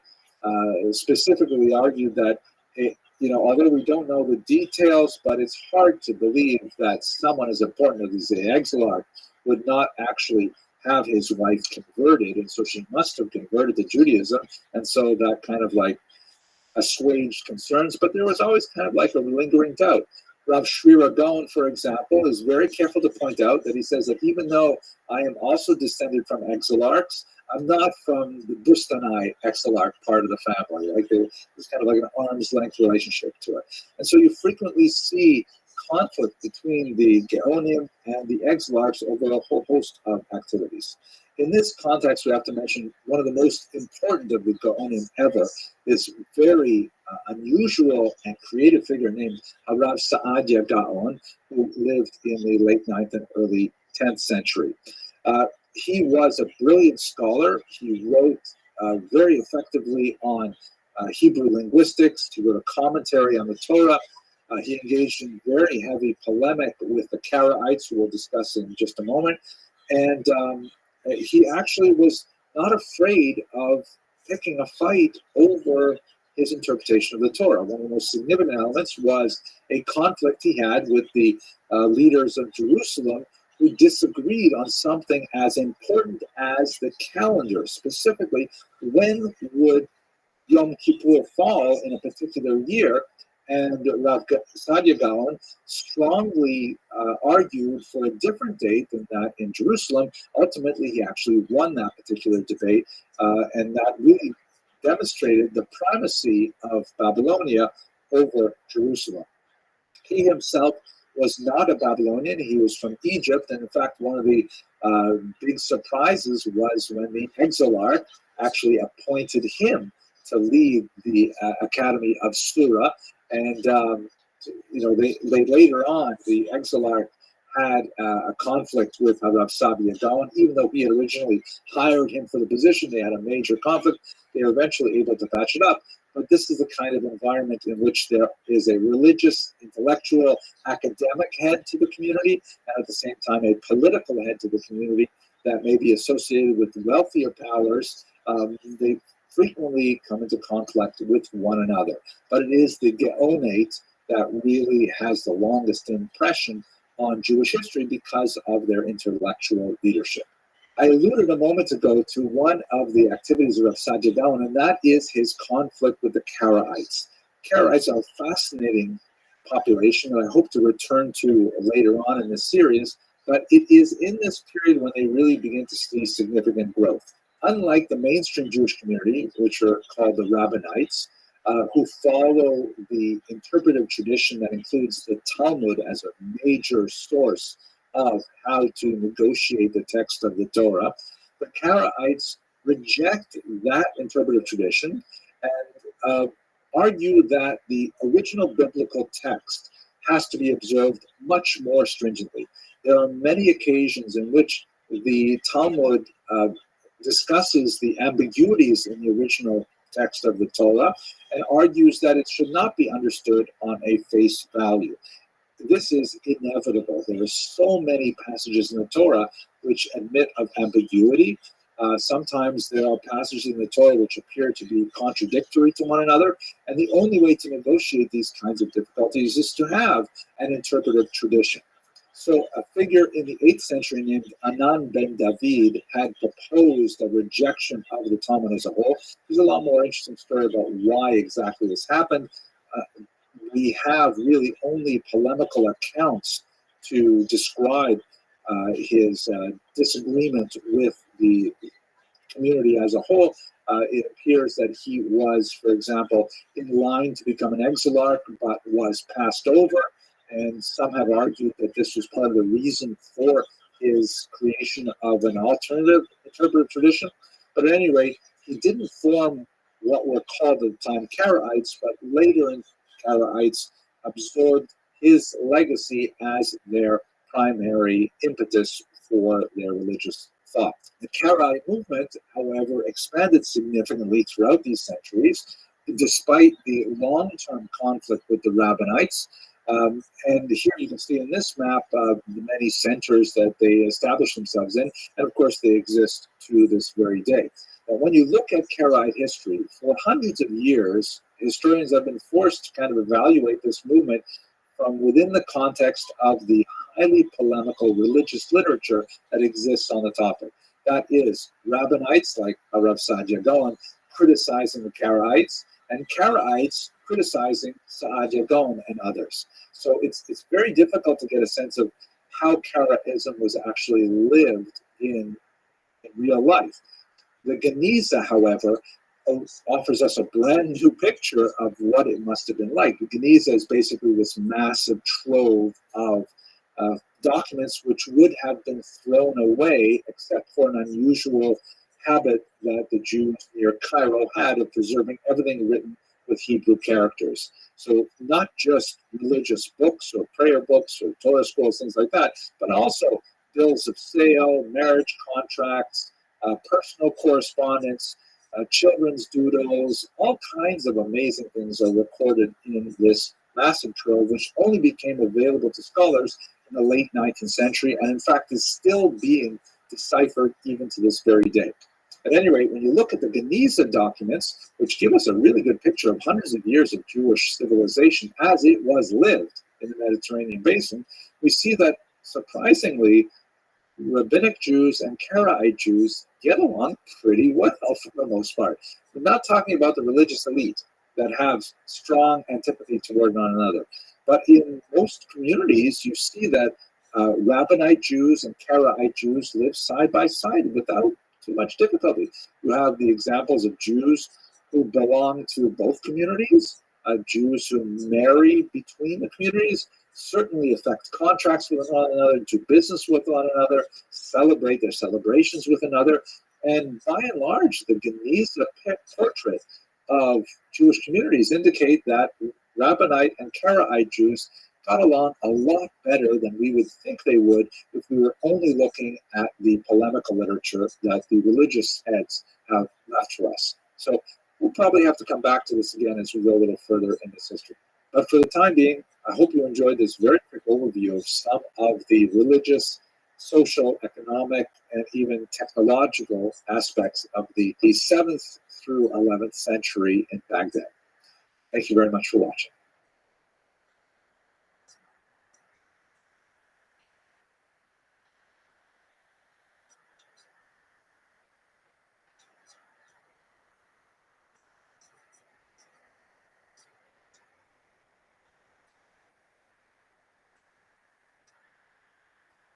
So we just finished talking about the Gaonic period, and one of the communities that was most heavily influenced by the Gaonim of Baghdad were the Jews of North Africa.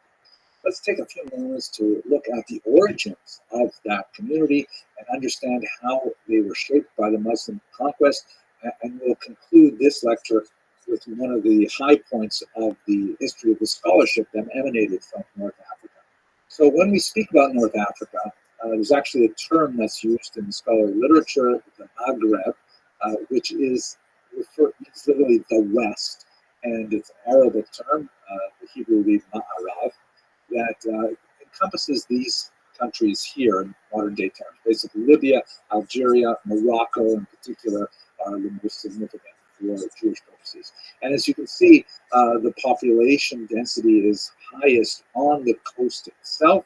As you move further south, you get to the Sahara Desert, much more forbidding, much less population growth there. But there are Jews who are living, for example, on the southern side of the Atlas mountain range in Morocco and so on. Let's have a look here at a satellite photograph so we can talk a little bit about the origins of these long-standing communities. Now, much of this is shrouded in legend. There is definitely, however, a significant Semitic influence in North Africa from the first millennium before the Common Era, like, let's say 900 BCE. But it's not necessarily Jewish, it is Phoenician. The Phoenicians are a maritime civilization that, of course, were involved in Israel as well, and they have settled many places along the coast. Their language is closely related to Hebrew, and so that was kind of like a cultural and linguistic entree to North Africa that was especially significant as we have more migration there. Now, one of the most famous cities is Carthage, which would be in Tunisia today. The legends of the earliest Semitic settlements suggest that some of the earliest populations to settle there after the Phoenicians were some of the early Canaanite peoples. Josephus suggests that some of Abraham's children who did not form, let's say, the Mosaic Israelite Jewish branch, that is Abraham's children by Keturah, his second wife. The Torah describes his children by Keturah as having been sent east with gifts. Obviously, they returned, bringing with them Asian food. But it's also possible, according to Josephus, to think of them traveling west. So they would have been descendants of Abraham. Augustine, in the 4th century, we spoke about him as one of the church fathers a while ago, he refers to the local term that people use for themselves in his region of Canaani, saying that this actually comes from Kanaani, which means Canaanite. That some of the earliest peoples were those that may have been expelled in the conquest under Joshua. There's a legendary thought that the peoples of North Africa may have descended from the Girgashi people that are mentioned in the Torah as one of the 7 Canaanite nations that are expelled in the context of the Jewish conquest of the land of Israel. In terms of Jewish settlement per se, Joshua himself, his tomb is apparently venerated in Tlemcen, which is in Algeria. It's unlikely that Joshua actually moved to the west, but nevertheless, this is like part of the lore of the region. But the fact that there were Hebrew speakers in the region, not Aramaic speakers, suggests that it is not at all impossible to imagine migration there from the 6th century BCE onward. That is, after the destruction of Jerusalem under Nebuchadnezzar and the expulsion of Jews to Babylonia, it is in that Persian period that you begin to develop Aramaic as the lingua franca of Jews. Having Hebrew as the spoken language would suggest that, yeah, in fact, these peoples would have come quite a bit earlier. But at any rate, whatever you make of these various legendary possibilities, there's no question that we have strong populations there in the 1st and 2nd centuries, lots of documentation of boatloads of captive Jews after the First Roman-Jewish War being sent throughout the Mediterranean. You have the migration after the Bar Kokhba rebellion. We know of Jews, for example, in Cyrenaica, that actually had a revolt against the Romans in the year 117, the Kitos rebellion, which we spoke about a while ago. There's no question there's lots of Jews living here around the turn of the millennia. There's some interesting archaeological discoveries, such as a mosaic that was originally thought to be of a church that was discovered in Tunisia, but looking at it a little bit more closely, you can see it says right there in the middle of the text, Sancta Synagoga. It says Holy Synagogue, and in the little medallions on either side of the text, there is the very classic Jewish representation of the menorah, which makes this a prime candidate, of course, for 1st century Jewish settlement in the region. The Muslim conquest in the 7th century is especially interesting because we have a lot more historical treatment of the discovery of Jewish tribes living in North Africa. A Muslim historian, Ibn Khaldun, says they came across these Berber tribes. Now, the term Berber is acceptable in English, although it is originally a derogatory term that was applied by the Greeks to the indigenous peoples of North Africa. Lacking, respect for their local terminology, they referred to their language as being kind of like a gibberish. They would say bar, bar, bar, and hence we get the term in English barbarian, but ultimately the term was transvalued and it was used to refer to these peoples without necessarily having a negative connotation. Now, among these multiple tribes, several of them were actually practicing Judaism, and the Muslims were surprised to see, wow, significant Jewish populations among these peoples. The earlier Semitic context, the earlier migrations of Jews, no doubt had an impact on the local populations. The conversion to Judaism was especially pronounced on the nomadic forms of the Berber civilization, the so-called Boter branch, that were less sedentary and actually quite warlike, which is fascinating to see. Particularly, you see there's a lot of legends regarding Queen Kahina of a tribe called Jirawa that is associated with Judaism. In fact, the term Jirawa may be related to the Hebrew term ger. Ger means convert. Although there are lots of questions surrounding Queen Kahina and trying to understand whether or not she was actually Jewish, if the Jirawa were actually Jewish at this time, but she is nevertheless in a major part of 7th century history for her ferocious defense of her tribe from the Muslim invaders. She actually fell in battle herself, but it is significant in terms of describing the extent to which Judaism had penetrated the local populations. Now, just thinking about North Africa in terms of these kind of exotic and warrior clans is a bit of a distortion of what else is going on in North Africa as well. There's actually a lot of scholarship developing, especially on the coast, as you have more and more scholars coming together in the welcoming environment of Islam to engage in religious studies. Perhaps the most famous is Rabbi Hananel ben Chushiel, who was an 11th century commentator who actually wrote the first full commentary on the Talmud. If you study Talmud today in the traditional printing, you will see Rabbeinu Hananel right on the side, the outside margin of every page of Talmud, which is prime real estate for commentaries. He actually wrote his commentary before Rashi, which gives you an indication of the antiquity of his work.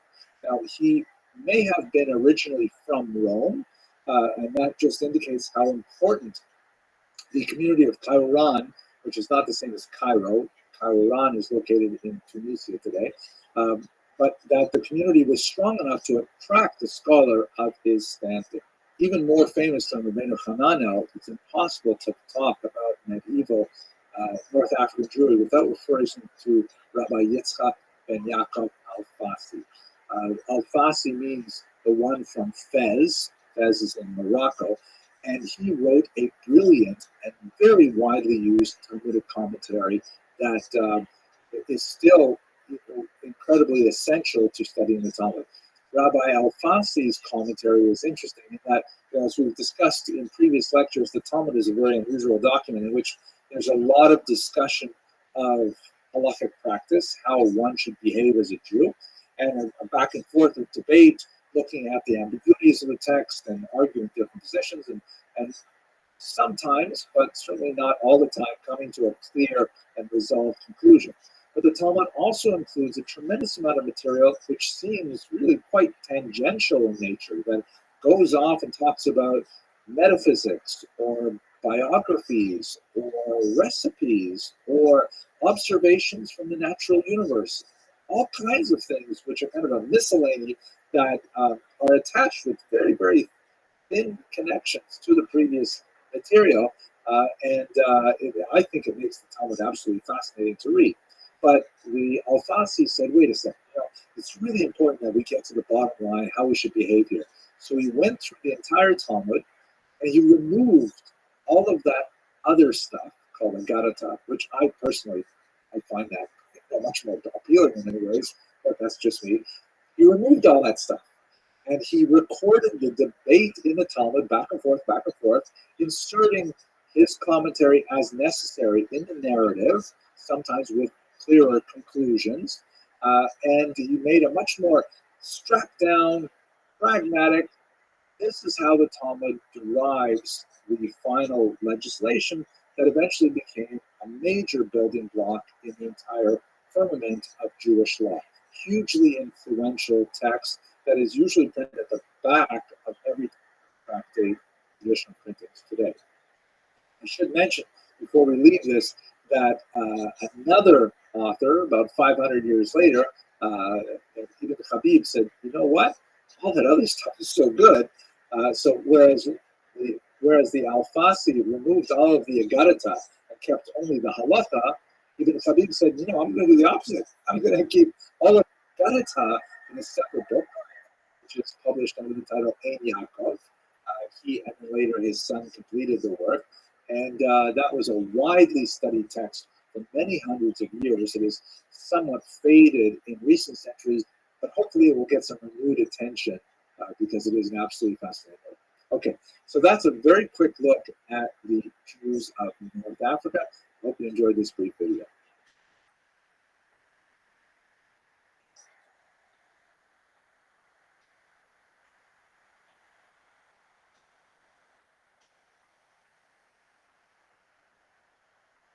One of the most fascinating periods, I think, in Jewish history is a brief period of about 2 centuries that existed in medieval Spain. It's sometimes called the Golden Age because of the phenomenal personalities that animated the cultural, especially the literary, poetic life of the Iberian Peninsula between about the 10th and the 12th century. There's a lot of question, however, as to exactly how golden this era was. A series of books over the last decade or so have gone back and forth on this. And so I thought I'd just very quickly give you a sense of when was this golden era? Why do people call it a golden era? And what are some of the criticisms to say it was not so golden after all? Okay, I happen to have given quite a few lectures on this topic and of people in this topic. In the following lecture, I'd like to just take a very brief moment to speak about three of my favorites, actually 3.5 of my favorites. But I'll put in the links below some directions to longer videos in which I explore the lives of these people in a fuller length. But anyway, let's talk a little bit about the golden age of Spanish Jewry. When we last discussed the Iberian Peninsula, it was under the control of the Visigoths, who, when they converted to Catholicism in the year 589, initiated a bizarre reign that was characterized by a tremendous amount of anti-Semitic legislation. As we discussed earlier, there's a lot of questions surrounding exactly the nature of how these decrees were implemented, because we really only have the legislative side to look at to try and examine the history, but it was a period of remarkable anti-Semitic legislation, with punishments like amputations and the imposition of a police state to track the movements of Jews, all kinds of really strange things that you wouldn't see for centuries later anywhere in Europe. At any rate, it was a very, very nasty period. We have to assume between the years 589 and 711, which is when the Muslims entered the peninsula and conquered it in very short order, along with their rapid expanse across the southern part of the Mediterranean and into southern Europe as well. We don't get a lot of information about the flourishing of a, sort of a Jewish Muslim synthesis, or out of this kind of cultural coexistence that will be so celebrated for the first couple hundred years. But by the time we get to the 10th century, things change dramatically. One of the concepts that comes up again and again in the origin stories of this golden age is the notion of the loyal and wise Jewish advisor, meaning you have like Muslim rulers coming into the era, military rulers. They've got to manage a restive Christian population who resents their presence, and the Jews serve as an excellent intermediary between the interlopers into the culture and the indigenous population. They're literate, they're numerate, they're urban. There's all kinds of advantages to using the Jews, who themselves have no special connection to the local population, and especially not to the previous regime of Visigoths. So the Jews fit that role very nicely. And over again, you see this phenomenon of like a Muslim military ruler coming in and needing some local support and infrastructure, and Jews are there to fill that gap. It's not clear at all that, as some 19th century historians will argue, that Jews somehow betrayed the Iberian Peninsula to the Muslims, but it is not at all outside of the realm of possibility that when Muslims came in, and as their military advance required them to go further and further north, and they had to leave behind a thinner and thinner layer of administration, the Jews were able to staff those positions to control the population, tax them, and so on. So that's probably where we have the functional origins of this interconnection. Jumping ahead a little bit, of course, this is reversed over the next several hundred years in something called the Reconquest or Reconquista. And that refers to the Christian movement from the north down to the south, slowly pushing the Muslims back out of the peninsula. As you can see in this map here, which covers the period from 914 till 1492, which is, of course, the expulsion of the Jews. And shortly before that, the complete conquest of the peninsula with the fall of Granada in the south. But as you can see with the color coding here, gradually over the course of half a millennium, the Christians begin to slowly work their way down, with significant consequences for the Jewish population, as we shall discuss a little later on in the semester. So speaking specifically about the Golden Age, what we're talking about is basically the era from Hasdai ibn Shaprut to Yehuda Halevi. Those are kind of the major figures who bookend this period. and that dates from the 10th to the 12th century. The area in which this golden age is especially expressed is in the southern region, which is known as Al-Andalus, the Muslim region, and it works within a Muslim cultural ecosystem, in particular, the attitude to poetry, and that we shall see as being so significant. I'd like to suggest, I don't think I've ever seen this term used before, but maybe I can coin it unless I'm stealing it unconsciously from someone else. There was kind of a silver age that followed it. Not nearly as amazing as the golden age, but there were a few really important figures like Nachmanides or the Rashba, some phenomenal figures who were in Spain shortly after the golden age was coming to a close, and they existed within the Christian cultural ecosystem with quite a different experience in many ways, as God willing we shall discuss as we go further along in the semester. So basically, that's what we're talking about. These 200 years between the conquest of the peninsula in 711, it really comes to its golden period in the 10th century, up until the 12th century, when the Reconquista begins to slowly make its impact on this brief and fascinating period. Okay, now what makes it so golden, perhaps one of the most significant things, is something that is known in the scholarly research as la convivencia, or as I think the Spaniards would say, la convivencia, which always makes me laugh, but it means literally the living togetherness, right? The coexistence, which is a little bit stronger, I think, in Spanish. The idea that these are, very diametrically opposed cultures in so many ways. I mean, Christians and Muslims and Jews, they have a lot to argue about, and they did argue in many ways, and there was a lot of violence involved in the history between those three parties. But for some reason, during those 200 years, there was a tremendous amount of a living togetherness where they appreciated each other's cultures in ways that we don't see for much of the period. There's certainly several key examples of this convivencia, which is not, a perfectly round convivencia with, Jews and Christians and Muslims all sharing equally. It tends to be lopsided towards the Muslims in terms of political authority, for example, towards the Jews in terms of fiscal activity, let's say.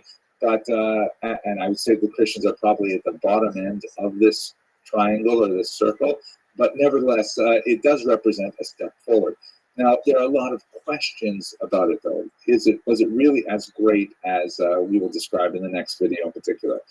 First of all, we should understand that one of the reasons why this happened at all is because Spain is so far away from the center of Muslim culture, which was in Baghdad, right? In fact, in many ways, the Spanish Caliphate, the leaders of the Muslim society in Al-Andalus, declared themselves a separate and independent caliphate from the caliphate that was based in Baghdad. They were so far away. I mean, we're talking about distances that took, days, weeks to travel. And so it was kind of like being in Vegas, and what happens in Vegas stays in Vegas. There was a lot more flexibility because they were so far from central authorities, and they could act independently in many ways. That's why you see many times a kind of relaxation of Muslim orthodoxies, such as, for example, the consumption of alcohol, which was a very big part of the kind of evening salons that would be held, where Muslims and Jews and Christians would get together and declaim poetry and drink a lot of wine. This was something that you wouldn't see happening in Baghdad. There would be some elements of this in the Ottoman Empire, but centuries and centuries later. So the supervisory control of Orthodox Islam did not have the same kind of impact on Spain as you would have in the center. There would be ups and downs to this. There would be invasions from North Africa, from much more doctrinaire Muslims who would insist on a return to some of those values. But for the golden era that we're talking about, there's a lot of center versus periphery issues, which are very significant. And by the way, the same thing holds true for the Jews. because their center of gravity intellectually was still in Mesopotamia, with the great academies of Sura and Pumbedita themselves moving to Baghdad. The Geonim were based there as well. And so they're very far away from the central authorities too. Let us not forget as well that although we speak about this convivencia, it wasn't completely equal. It wasn't like mi casa, su casa. It was a situation where the Jews were definitely limited in their authority. There were some phenomenal figures who reached great heights, but always subordinate to the Muslim rulers. There was no question that somehow there could be an independent Jewish state or anything like that. And so there were similar kind of boundaries on Jews and on Christians within their community. Nevertheless, placed within the larger context of what Jews and Christians were allowed to do in Muslim lands elsewhere, or what Jews or Muslims were allowed to do in Christian lands elsewhere, this was really a period of great liberalism and flourishing cultural activity. There were also moments of violence during this period. Let's not think that this was one of uniform peace and happiness. There was a rather remarkable pogrom in the southern region in 1066 after the death of a very important figure named Shmuel HaNagid that we'll discuss, God willing, in the next video. His son, who succeeded him, was unable to live up to the expectations of the larger population, and there was literally a popular attack on him and on the Jewish community that resulted in the loss of life. This was definitely not a convivencia kind of thing to do, but it just serves to illustrate that we can't view this period entirely through rose-colored glasses. And finally, one of the most striking examples, perhaps, is the flight of Maimonides. He is often considered, since he was a native of southern Spain, he's often considered one of the great exemplars of La Convivencia, but in reality, the vast majority of his work, his scholarship, his activity as a Jewish leader occurred in Egypt as an adult and as an older individual. His period in Spain was fairly brief. His family fled when he was still a young man, primarily because of Muslim persecution from those North African invasions that occurred at the time. So this is just kind of like caveats to the overall idea of convivencia. In the next video, we're going to look at several figures who embodied the ideas of convivencia. Finally, I'd like to give you just a little bit of a historiographic perspective on the reason why we get to this whole concept of the Golden Age in the first place. A lot of it has to do not so much with the 10th through the 12th centuries, but with the 19th century, specifically Germany in the middle to late 19th century. This is a period when Jews were arguing quite strenuously for equal rights, for what was called emancipation, a major theme that we'll, God willing, speak about much more in next semester. One of the important historians of that era was this man, Heinrich Gretz, who wrote one of the first major encyclopedic histories of the Jews that has been translated incidentally into a beautiful 6-volume edition at the turn of the 20th century, and it was the bar mitzvah present par excellence for decades. At any rate, in that context, if you go to Europe in the 19th century, you see that Jews have been emancipated in France already 50 years prior in the late 18th century. They've made tremendous strides similarly in England and even in Austria. The tolerance patent was out, and all kinds of things were indicating that Jews were getting more and more rights.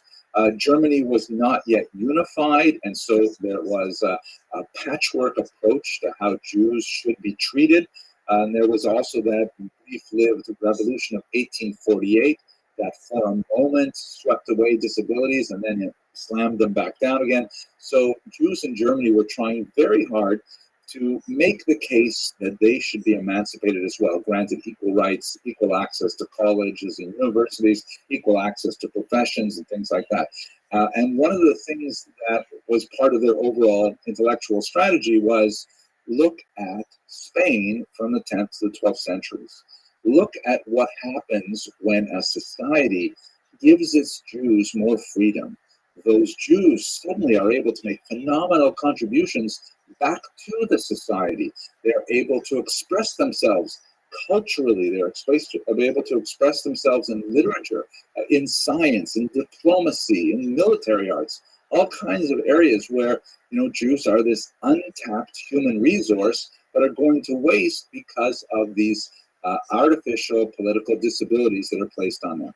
So by sort of elevating the Spanish Golden Age and this noble Sephardic ideal, the 19th century historians really tried to create an image of this perfect society as a model for 19th century Germany to follow.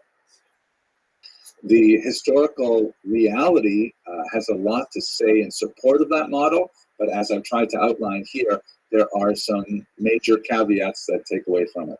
But at any rate, now that we have a sense of why it was considered such a golden age, in the next video, let's look at three figures, three and a half really, that exemplify the ideals of the period, and maybe you'll see why it really was so fantastic. Thank you very much for watching.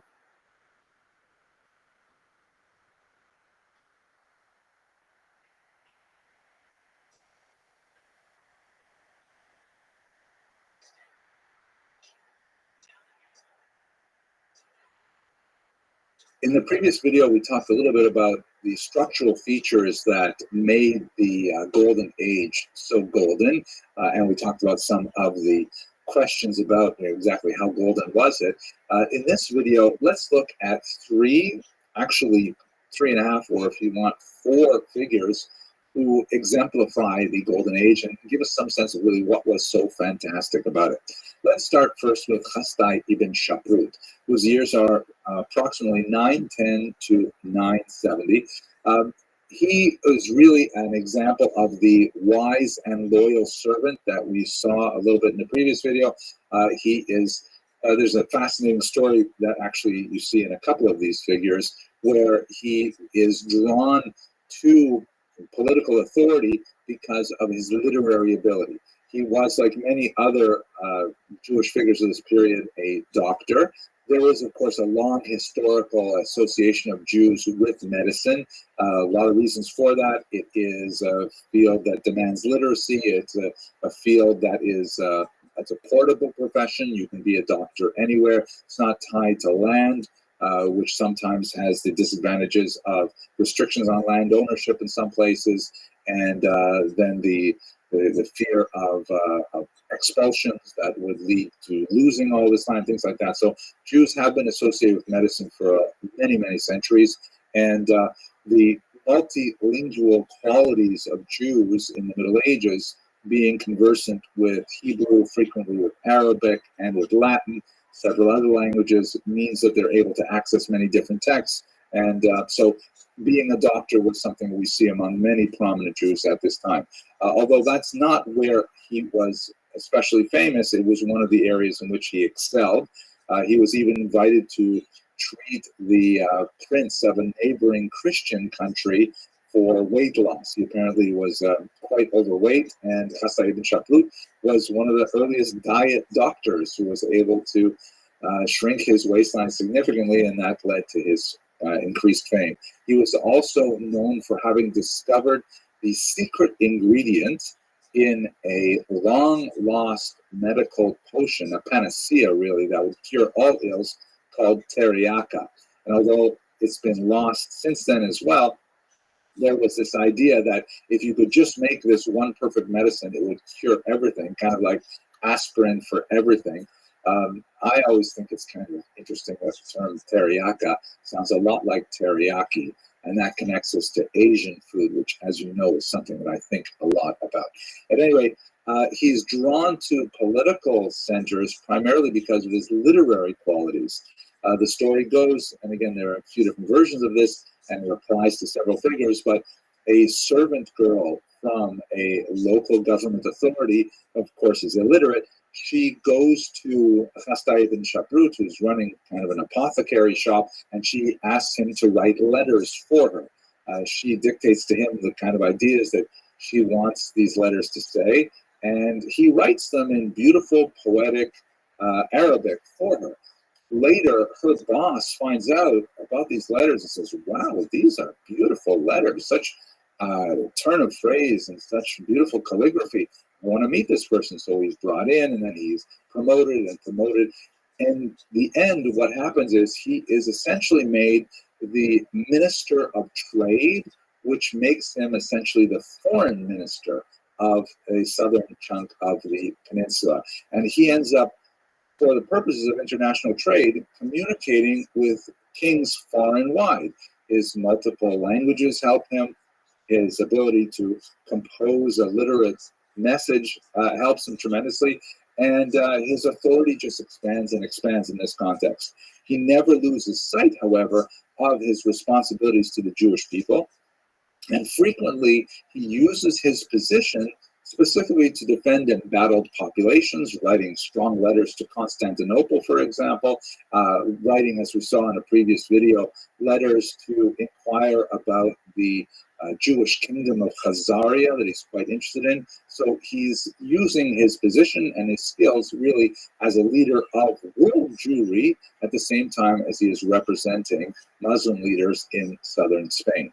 Now, another thing that makes him especially well connected to the Golden Age is his establishment of a scholarly basis for the Spanish Jewish community. He redeems a shipwrecked rabbi named Moshe ben Chanoch, and when he finds out that Moshe ben Chanoch, I should say redeemed, because quite often you have the situation where Jews are taken captive, kidnapped, and of course, if they're shipwrecked and they have no papers and things like that, they can be taken by slavers, and then they're sold in the slave market. It was a very large phenomenon of Jews pooling their money and redeeming co-religionists from slavery. So Rabbi Moshe ben Chanoch is redeemed by Chastai ibn Shaprut, and when he finds out that Moshe ben Chanoch is quite learned, he's an Italian rabbi, he says to him, you know what, why don't you stay here and establish a yeshiva here? This yeshiva was incredibly successful, and the establishment of this yeshiva set in motion a Spanish Jewish scholarly tradition that would eventually become the pinnacle of scholarship in Europe, particularly in areas of maintaining very fine texts, because Talmudic manuscripts, of course, they're being copied by hand, and quite often there are errors, and there are multiple versions circulating because of these errors that get repeated by scribe after scribe. But the Spaniards were especially dedicated to the concept of getting the text precisely correct. That required a lot more of their investment in Hebrew grammar and things like that. By the way, I'm sorry about the image here. Those of you who were born before, let's say, 1970 will recognize it and the connection to the shipwreck. I'm sorry, I couldn't help it. Anyway, let's go on. Another example of the activity of the Spanish Golden Age that I find especially perfect in the lifetime of Chastai ibn Shaprut is the massive poetry battle that erupted between the traditionalist Nachem ben Saruk and the interloper Dunash ibn Labrat. So the story goes like this. Everyone's a big supporter of poetry here. There's a strong Arabic tradition that values poetry very highly. Spanish Jewry is heavily influenced by this as well, and there is a massive industry created for poetry. Poets are called in for hire to compose original poems for weddings, for funerals in particular. You have these gatherings, frequently of Muslims, Christians, and Jews, who will sit around a table together and drink wine and will, recite poetry that they have composed, sometimes on the spot, sometimes in terms of competitions, whose poems are the best, really saturated with poetry in their society. So Menachem ben Saruk would compose poetry in Hebrew based on biblical norms, and very beautiful, powerful Hebrew. We know from one of his letters to Chastai ibn Shaprut that he was engaged in this kind of poetry for hire for his entire life. However, this newcomer arrives, having been influenced in Baghdad by some of this newfangled Arabic poetry, and he says, you know what? if we just recalculate the metric value of Hebrew vowels, and this is there's a huge discussion about what's going on here on a grammatical level, but basically Hebrew is written without vowels traditionally. The vowels are added later, and in fact, it's typically printed without any vowels whatsoever. You have to literally memorize which vowels go with each word. So that's just to make Hebrew easier to learn. But there are certain vowels, like the shva, for example, that can be pronounced two different ways, and that alters the way in which a line of poetry could be read. So Dinashib ibn Labrat said, you know what, if we just apply some of the Arabic rules of grammar to Hebrew vowels, we can make the Hebrew language much more melodic and fit with poetry much better. So there was a huge uproar that literally led to riots in the streets of Granada. I mean, literally Jews fighting each other physically, fistfights, over whether we should stick with the classical poetry of Menachem ben Saruk, or whether we should go with this rock and roll version that this newcomer, this Elvis Presley guy, has brought to our society by, contaminating Hebrew poetry with Arabic meter. In the end, of course, Dinashib ibn Labrat wins, hands down.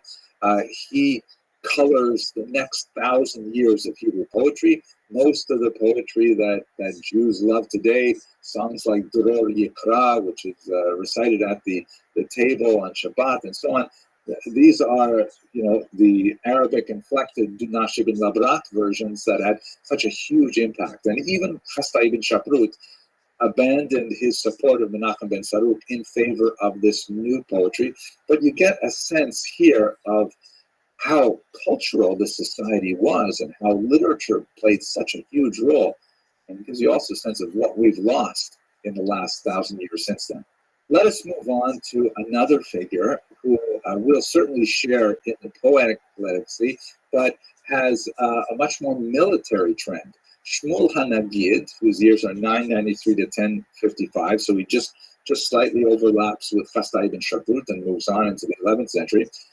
His claim to fame is that he was a military genius, and get this is phenomenal, he served as a Jewish general leading a Muslim army for 16 years.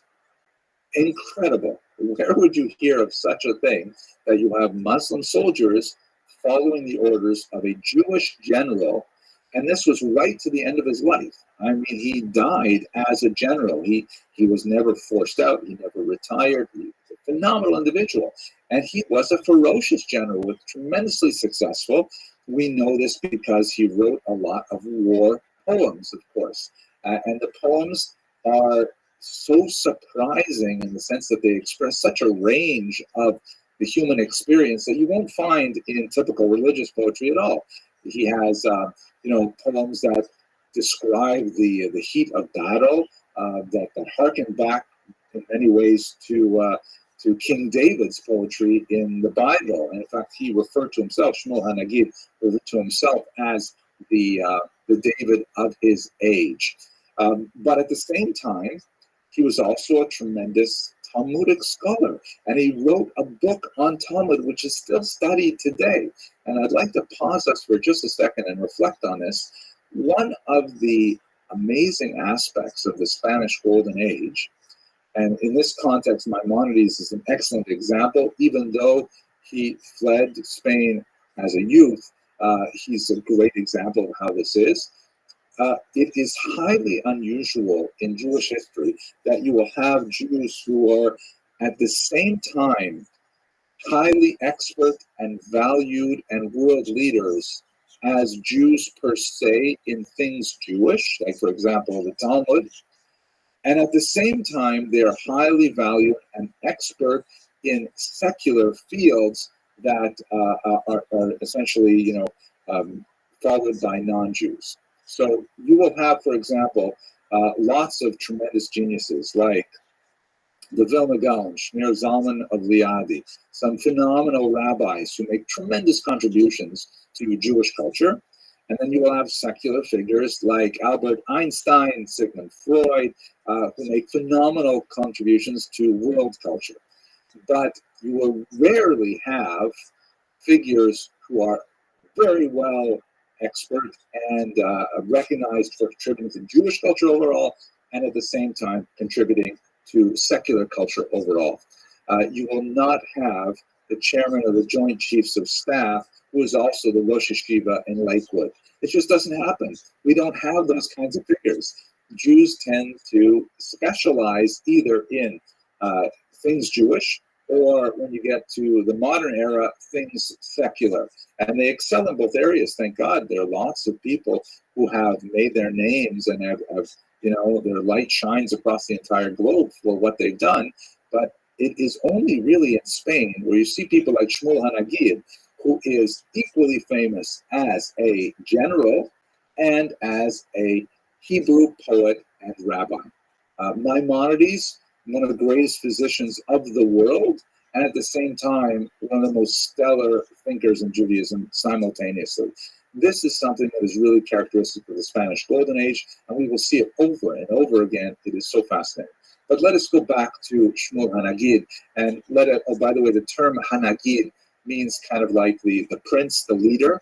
It was probably applied to him by Rav Hai Gaon, who was one of the leaders of the Jewish community in Baghdad, the yeshivas in Baghdad.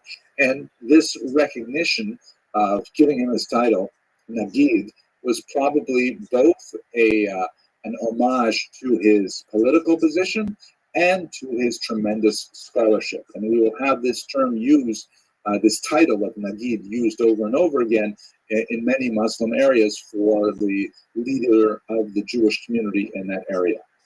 I mentioned that he wrote war poetry, and the fascinating little tidbit is that he says he used to write his poems out and attach them to the legs of carrier pigeons, who would fly them back to his son in Granada, and would then, unwrap them and assemble them in a diwan of his corpus of poetic writings. He wrote not only war poems, but also drinking poems, love poems. He wrote ghost poems, which is a fascinating phenomenon where kind of like the poetry slam thing, you can imagine like rappers who are, arguing with each other and dissing each other, shading each other, to use these kinds of like contemporary terms. He wrote those kinds of poems as well. Really surprising range of political voices. Have a look at the work of Peter Cole, who's translated a lot of these. They're absolutely fascinating. He wrote three main collections. One is called Ben David, if I remember correctly, alluding to himself as like King Solomon, the work of his youth, which is mainly the war poems and so on. Then there's Ben Mishlei, which is also a work attributed to King Solomon, the book of Proverbs, which is kind of the work of his middle age, kind of like wisdom poetry, and it reads a little bit like Mishlei. I'll show you one in a second. And then he wrote Ben Kohelet, which is kind of like reflections on mortality and things like that, the work of Solomon's old age. Tremendously successful and moving poet, just as he was as a general.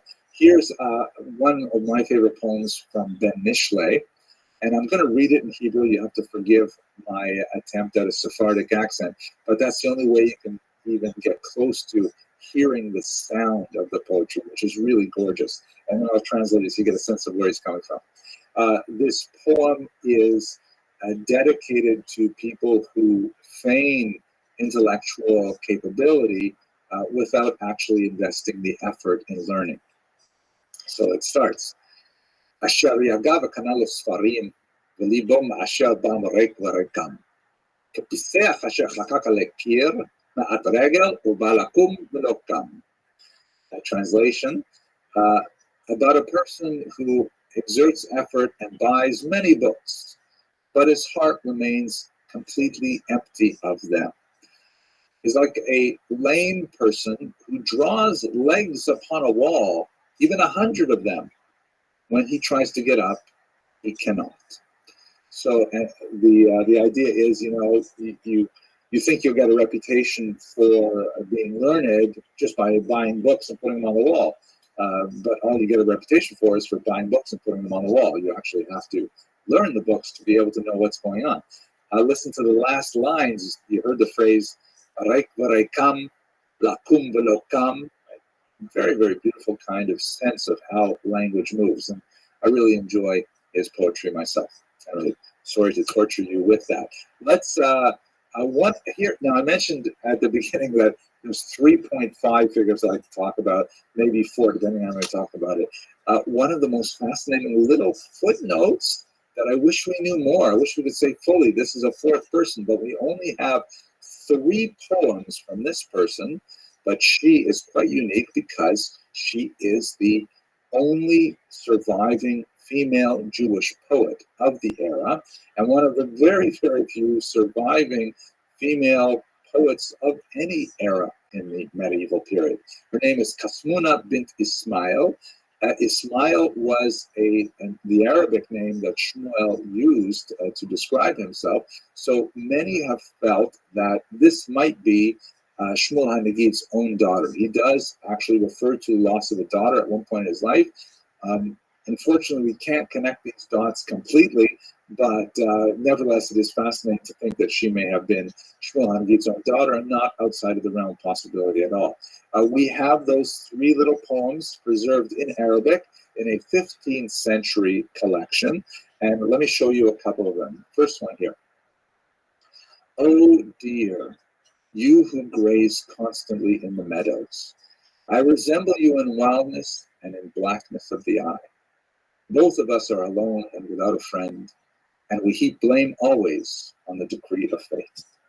Now, the powerful metaphor here, blackness of the eye, is apparently a very common one you find in Arabic poetry, and it is a sign of beauty, meaning that she, like the deer, has dark, dark eyes, and this is considered a very attractive thing, but she is nevertheless, with a certain amount of tristesse, expressing her disappointment at the hand of fate that has left her alone. This is the theme that runs through much of her poetry. 3 poems is all we have, but here's another one. The introduction of that collection says that, by way of kind of like putting this in context, he says she, Kasmuna, looked in the mirror one day, seeing that she was beautiful and had reached the time of marriage, but that she was not getting married. She said, I see an orchard where time has come for harvesting, but I do not see a gardener reaching out a hand towards its fruits. Youth goes vanishing, I wait alone for somebody I do not wish to name. A beautiful expression of love lost or love unrequited. That's just an insight into what must have been happening with educated women at the same time as well. It is highly unfortunate that we don't have more examples of it, but nevertheless, thank God we have this. So, Chasdai ibn Shaprut, tremendous builder, active as a diplomat, as a foreign minister, and of course as a doctor. Shmuel HaNagid, this amazing general warrior poet, and his daughter possibly, Kasmuna. The last figure I'd like to speak about is Yehuda HaLevi, who is, we've discussed before when we looked at the Khazarian Empire. He is, of course, famous for his really bold work, the Kuzari, which frames the 3 great monotheistic religions that are competing to some degree in the Iberian Peninsula as a 3-way debate. This is something you could not imagine being written in Christian Europe. It would have just been completely, beyond the realm of tolerance. Whereas in Muslim lands, in Spain in particular, as a result of La Convivencia, perhaps that's why he could get away with writing this. But anyway, he wrote it late in his life, and to be fair, he did leave Spain to make Aliyah to Israel. But at any rate, he did write this phenomenal work, which is indicative of the freedoms that Jews had at the time. Like Chasdai ibn Shaprut, he was also a medical doctor. It was something that he didn't really intend to do, but he was not able to put together a living as a poet for hire. And so probably at the insistence of his mother, he became a doctor, and he earned his living primarily through that. And he had many tragedies in his personal life that, if you're curious, please have a look at the links in the information box to see a longer video on his life and works. But I'd like to also close by just giving you a look at some of his amazing poetry as well. This is a eulogy that was likely recited at the grave of a young girl. We know that he lost a daughter, just like Shmuel HaNagid did, and it's written with such a power that it's not hard to imagine that he wrote this for his own daughter. Unfortunately, sources don't claim one way or the other, but let's have a look at the first stanza. The translation is from Hillel Halkin's remarkable work, phenomenal biography of Yehuda Halevi. Actually, this comes from an online version of just of some of his poems. Have a look on the web and you'll find these. These are great. So just the first stanza, listen to the sound, please. Ha, biti, ashachat mishkanech, ki lishol nasu nosei aronech, ve'en chalki mimech rak zichronech, ve'achonenes atrot zionech, et asur lishol shlomech ve'enech, ki amavet yafrid b'nei u'b'nech. Let's read English. My child, had you forgotten the way to your own home, that your pallbearers strayed to the underworld's gloom, leaving me with, since you are not here to ask how you are, a grave's clods to kiss, and your memory. Ah, death has come between you and me. This poem goes on. First it's speaking in the voice of the father, later it would speak in the voice of the mother, and finally it will speak in the voice of the dead child herself, describing how terrible she feels that she was not able to live her life through adulthood, the marriage canopy, and so on. Very powerful, moving.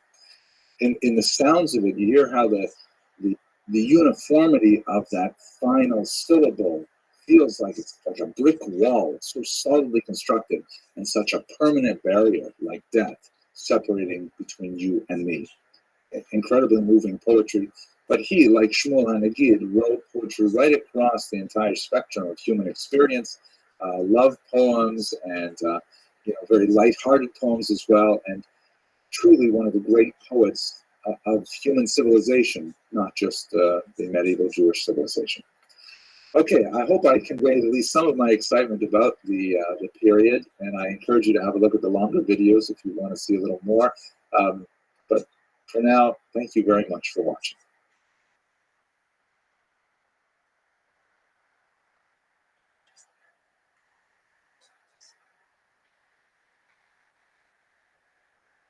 Jewish life in the Dark Ages. We have to understand, what do we mean by this term, the Dark Ages?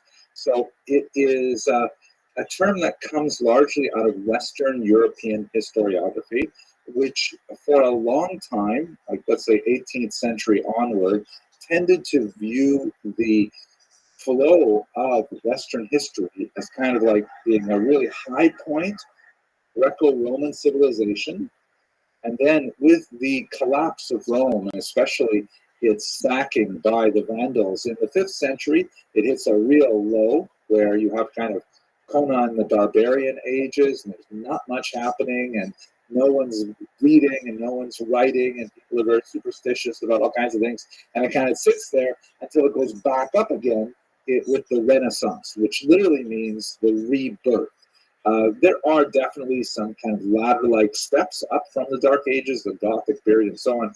The High Middle Ages, which kind of goes from about 1000 to about the year 1300, when you start seeing the beginnings of the Renaissance and some really exciting things happening that leads ultimately to the early modern era, the modern era, and so on.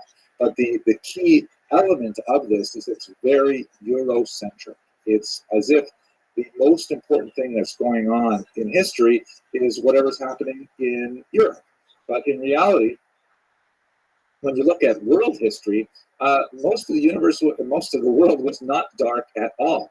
And I think you can say that about the Jews as well, who are at this point not especially wrapped up in most of Northwestern European history in particular. So let's look at what Jews were doing in the Dark Ages. We've seen this map before from the beautiful Barnavi historical atlas. And as you can see, there are two really big centers of Jewish activity during the Dark Ages. Again, we're going to kind of taking the traditional view of the Dark Ages, which goes from the fall of Rome and like let's say 405, 476 are major dates, so 5th century dates, all the way up to about 950, 1000. So you have about 500 years that are really dark for Northwestern Europe in particular, not much happening.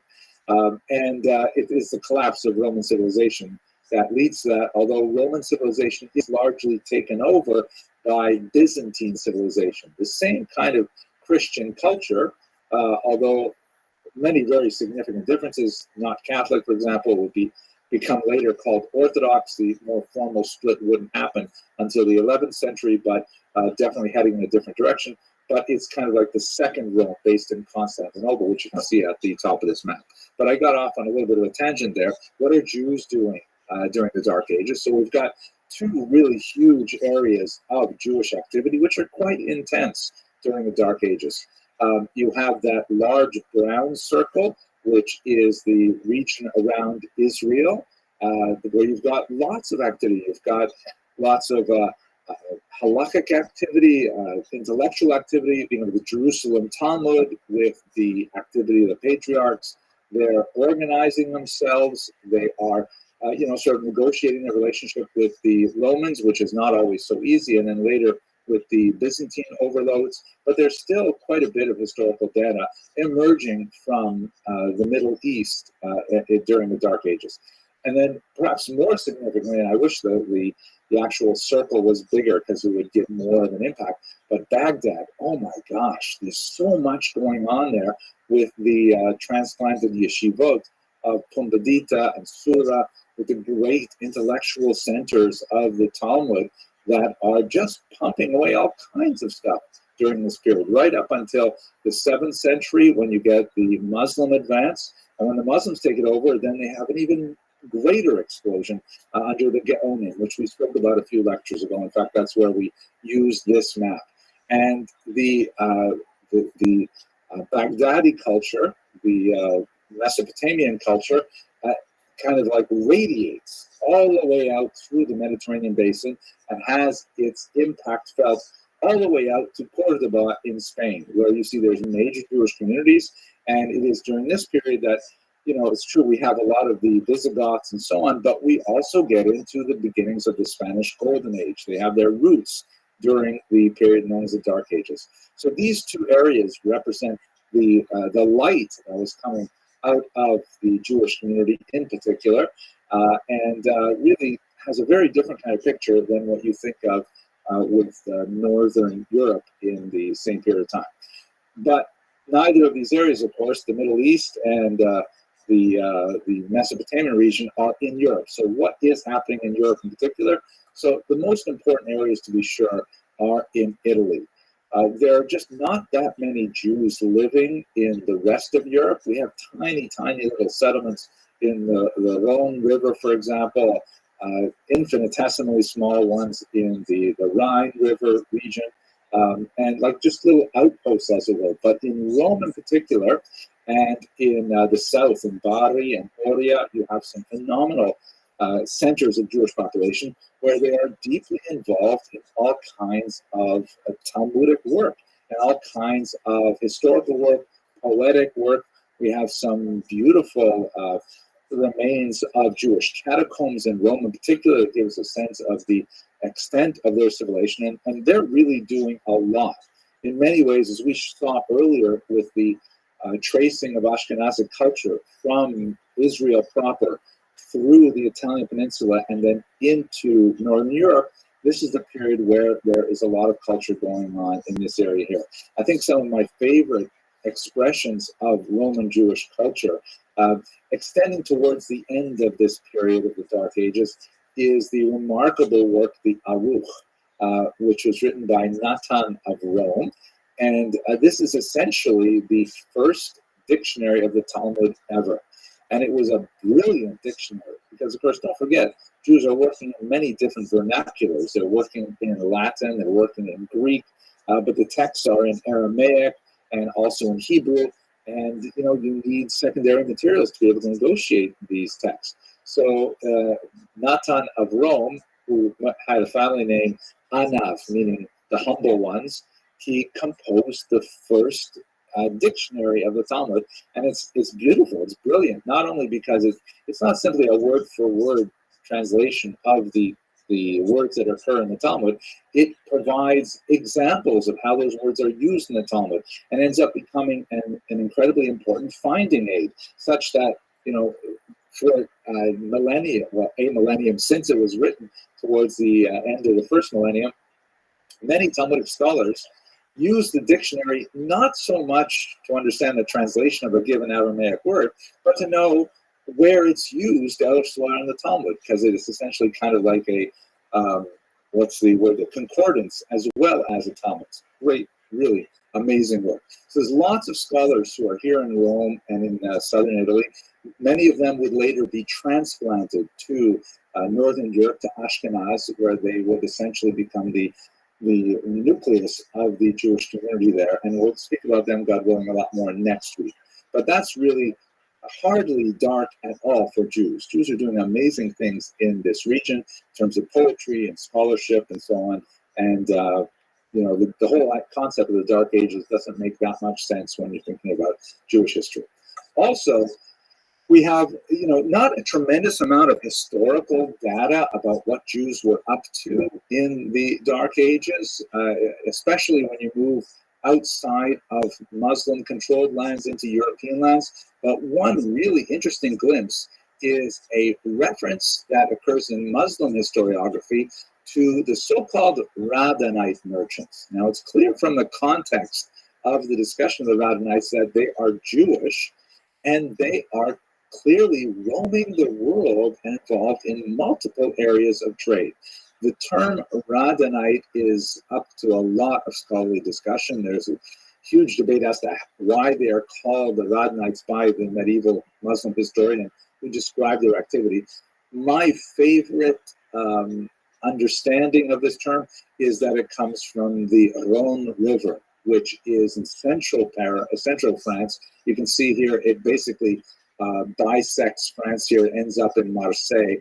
And this Rhone River is a very important waterway that begins in central France and then comes out to the Mediterranean. And as you can see from this map here, the dark line indicates the specific routes that the Muslim historiography describes as part of the destinations of these Radhanite travelers. And they're selling stuff, by the way. They're buying and selling all over. And the sort of dotted lines indicate the extended trade routes that we know would meet up with most of those places. So it's not at all out of the question to assume that there were Jews who were traveling literally all over the world, engaged in a whole variety of trade as they were active throughout the region. Before I leave that map, let me also mention that the Jews are deeply involved in one of the most important trade routes, which, as you can see right in the center there, it goes from Antioch through the Euphrates River down to the Persian Gulf. This is one of the most important trade routes for the silk trade. Jews were heavily involved in the early silk trade, which was a major reason for the dispersion of Jewish ideas. The spread of Judaism predated the spread of Christianity, and in some ways actually prepared many of these territories for a monotheistic faith because of these Jewish merchants going on. I happened to read just today, which fascinated me, is that the silk trade, especially when Rome was active, the Jews of the Euphrates and Tigris rivers were especially involved in reweaving silk, meaning the Chinese, who were the people who were making silk out of the cocoons of certain silkworms growing mulberry trees, the Chinese like to make their silk into more thick, durable cloth for their clothing. The Romans, on the other hand, said, no, we don't like that. We want it sheer and filmy, something that you drape over yourself, and something quite a bit more racy. And so the Jews were actually involved in reweaving, that they often took the silk cloth from China and then they reweaved it. They actually pulled out the thread and then remade it into much more diaphanous cloth that would be sold at a much higher price in Rome. Funny little detail there. Anyway, so the Jews are definitely heavily involved in this international travel. Now, why the Jews? Well, it's kind of a self-fulfilling prophecy or a self-affirming cycle, because the Jews do have a common language, Hebrew. They have a common legal system such that, they're all bound by the rulings of the Talmud, and they can rely on a neutral, body of judges who will not judge them by the capricious laws of a specific region. I'm going to get more into that in just a second. They also have a strong co-religionist bond, such that it is not at all uncommon, and in fact, it was widely common right up into the 20th century in Eastern Europe, where a stranger could show up in a synagogue on Friday night and say simply, hey, I need a place to stay for Shabbat, and he'd be taken in for meals, I have a place to sleep. And then once the Shabbat was over, then he would say, okay, here I am, I'm selling wine or silk or whatever it is. Have you got anyone who wants to trade with me? And of course, the business was self-affirming. So the diaspora of the Jews was actually the foundation of the international commerce that they would be engaged in right up until contemporary times. There is a long historical tradition for this. We will explore the economic aspects of this, God willing, in a lecture later this summer or later this spring, I guess. So hang on, there's lots more to say about that. But let's go to the roots of Ashkenaz. So I referred to the Jewish legal tradition, which is extremely important when you consider the kind of situation that was going on in real Dark Ages Northern Europe. Now I'm talking about the region of what would be today France and Germany and so on. So we're talking a really weird, backward, pre-Christian kind of environment where they adjudicate trials, for example, by ordeals. Like this is a drawing of the so-called ordeal by water, in which you had a person suspected of some kind of criminal activity. And so the best way to see how well they did is if you tie them up and throw them in the lake. And if they don't drown, then they're innocent because the gods protected them. Or even as it slowly begins to morph into Christianity, God protected them, singular God. So that's definitely not kosher by Talmudic standards. Another version of the ordeal was, two people are in a legal fight, and one of them claims he's totally innocent, so the judge can say, all right, we're going to boil up this vat of oil, and we're going to drop an iron ring in it, and you reach into that boiling vat of oil. If you can take the ring out without being harmed, that will mean that you are obviously innocent. And if you are not willing to do it, it must mean that you are guilty. Like, yikes. I would not want to be anywhere near this kind of legal system. Give me the Talmud any day, rules of evidence and testimony and things like that, please. So, and one last thing, of course, which I'm not sure how Jews felt about this, but there was the trial by conduct or ordeal by combat, where you could defend your innocence by simply going hand to hand with your litigant. And this is probably not historically accurate from the period I'm talking about, but I kind of liked it. This is also something that has no basis in Talmudic jurisprudence. So luckily, Jews were largely exempt in Ashkenaz from any of these trial by ordeal. And they were able, even in these kind of really backward, Conan the Barbarian kind of environments, able to have their affairs adjudicated according to Talmudic law. This was an arrangement that benefited the Jews and also benefited the region because they were the traders. They were the people who brought goods in. And of course, they're in a tiny minority traveling up and down these riverways, with valuable goods. But if the society cannot support people engaged in this kind of trade, then it'll simply stop and people will not have the goods that they want to buy. So there is kind of an investment in giving the Jews that level of legal autonomy. And we see in the Dark Ages that Jews are granted this in the few number of communities that we see them appearing in Northern Europe. That's quite fascinating. At this point, we begin to see the nucleus of something we will I'm afraid I have to discuss in much greater detail later, but the nucleus of the formation of the Kehillah structure. This is the formal municipal self-government of the Jews that they developed very strongly in Northern Europe, although it definitely has similarities to what was going in Muslim regions as well. The Jews essentially formed for themselves a small state within a state, at least at the municipal level. Later on, when we get to about the 16th century, we'll see that it expands really to a massive level in Poland and Lithuania, where the municipalities are individually connected with one another. But essentially, the Jews in these tiny little struggling communities, we're talking about less than 1,000 people in any of them, are granted the right to govern themselves. They're granted certain protections in order to largely benefit the trade, and later, as we shall see, benefit the tax structure and the tax revenue of the crown. Again, I'm sorry to be talking about this now because we're going to spend at least one of these videos talking about Jews in the medieval economy, and this is crucial.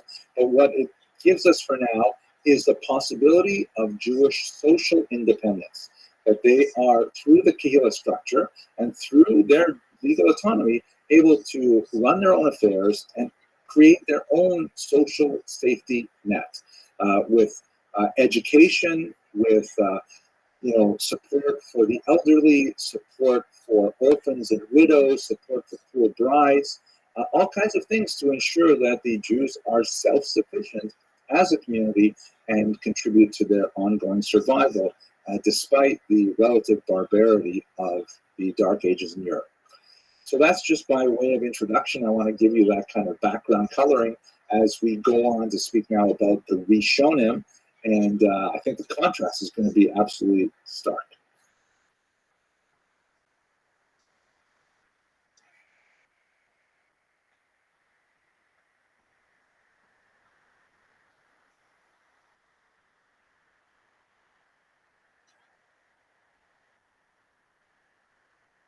In order to start talking about the Rishonim, we should talk about what that term really means. So Rishonim literally means the first ones. Rishonim are the first ones of what? So you have to go backwards a little bit and learn a little bit of Jewish theology here. There is this concept in Jewish theology that actually is quite important for understanding how Talmudic jurisprudence in general works, and it's called in Hebrew Yerida HaDorot, or the decline of the generations. This concept essentially argues that earlier generations, from starting with Moses' generation, shown here, portrayed brilliantly by Charlton Heston, the generation called the Dor Dea, the generation of knowledge, that actually heard the first two of the commandments spoken by God, that was like a pinnacle of a kind of spiritual wisdom that would be fading generation after generation. Meaning, because they have all had, I'm not going to go into the whole religious material here, but it's important for us to understand, the generation of the Exodus had achieved such a closeness to God from that moment at Sinai that every subsequent generation invariably represents a decline. And this decline is not necessarily intellectual in nature. So, for example, when Talmudists are trying to determine a specific law, the rule is not to go to the earlier authorities, but go to later authorities, because they tend to have more facts at their disposal. Like, for example, if you wanted to know, is a microwave kosher for cooking, you would not ask some rabbi who wrote about things in the 19th century, because he wouldn't have those kinds of facts at his disposal. You would have ask someone writing in the late 20th century to be able to discuss it. And there's a lot more reasons for this, but essentially the intellectual capability of later generations is not questioned.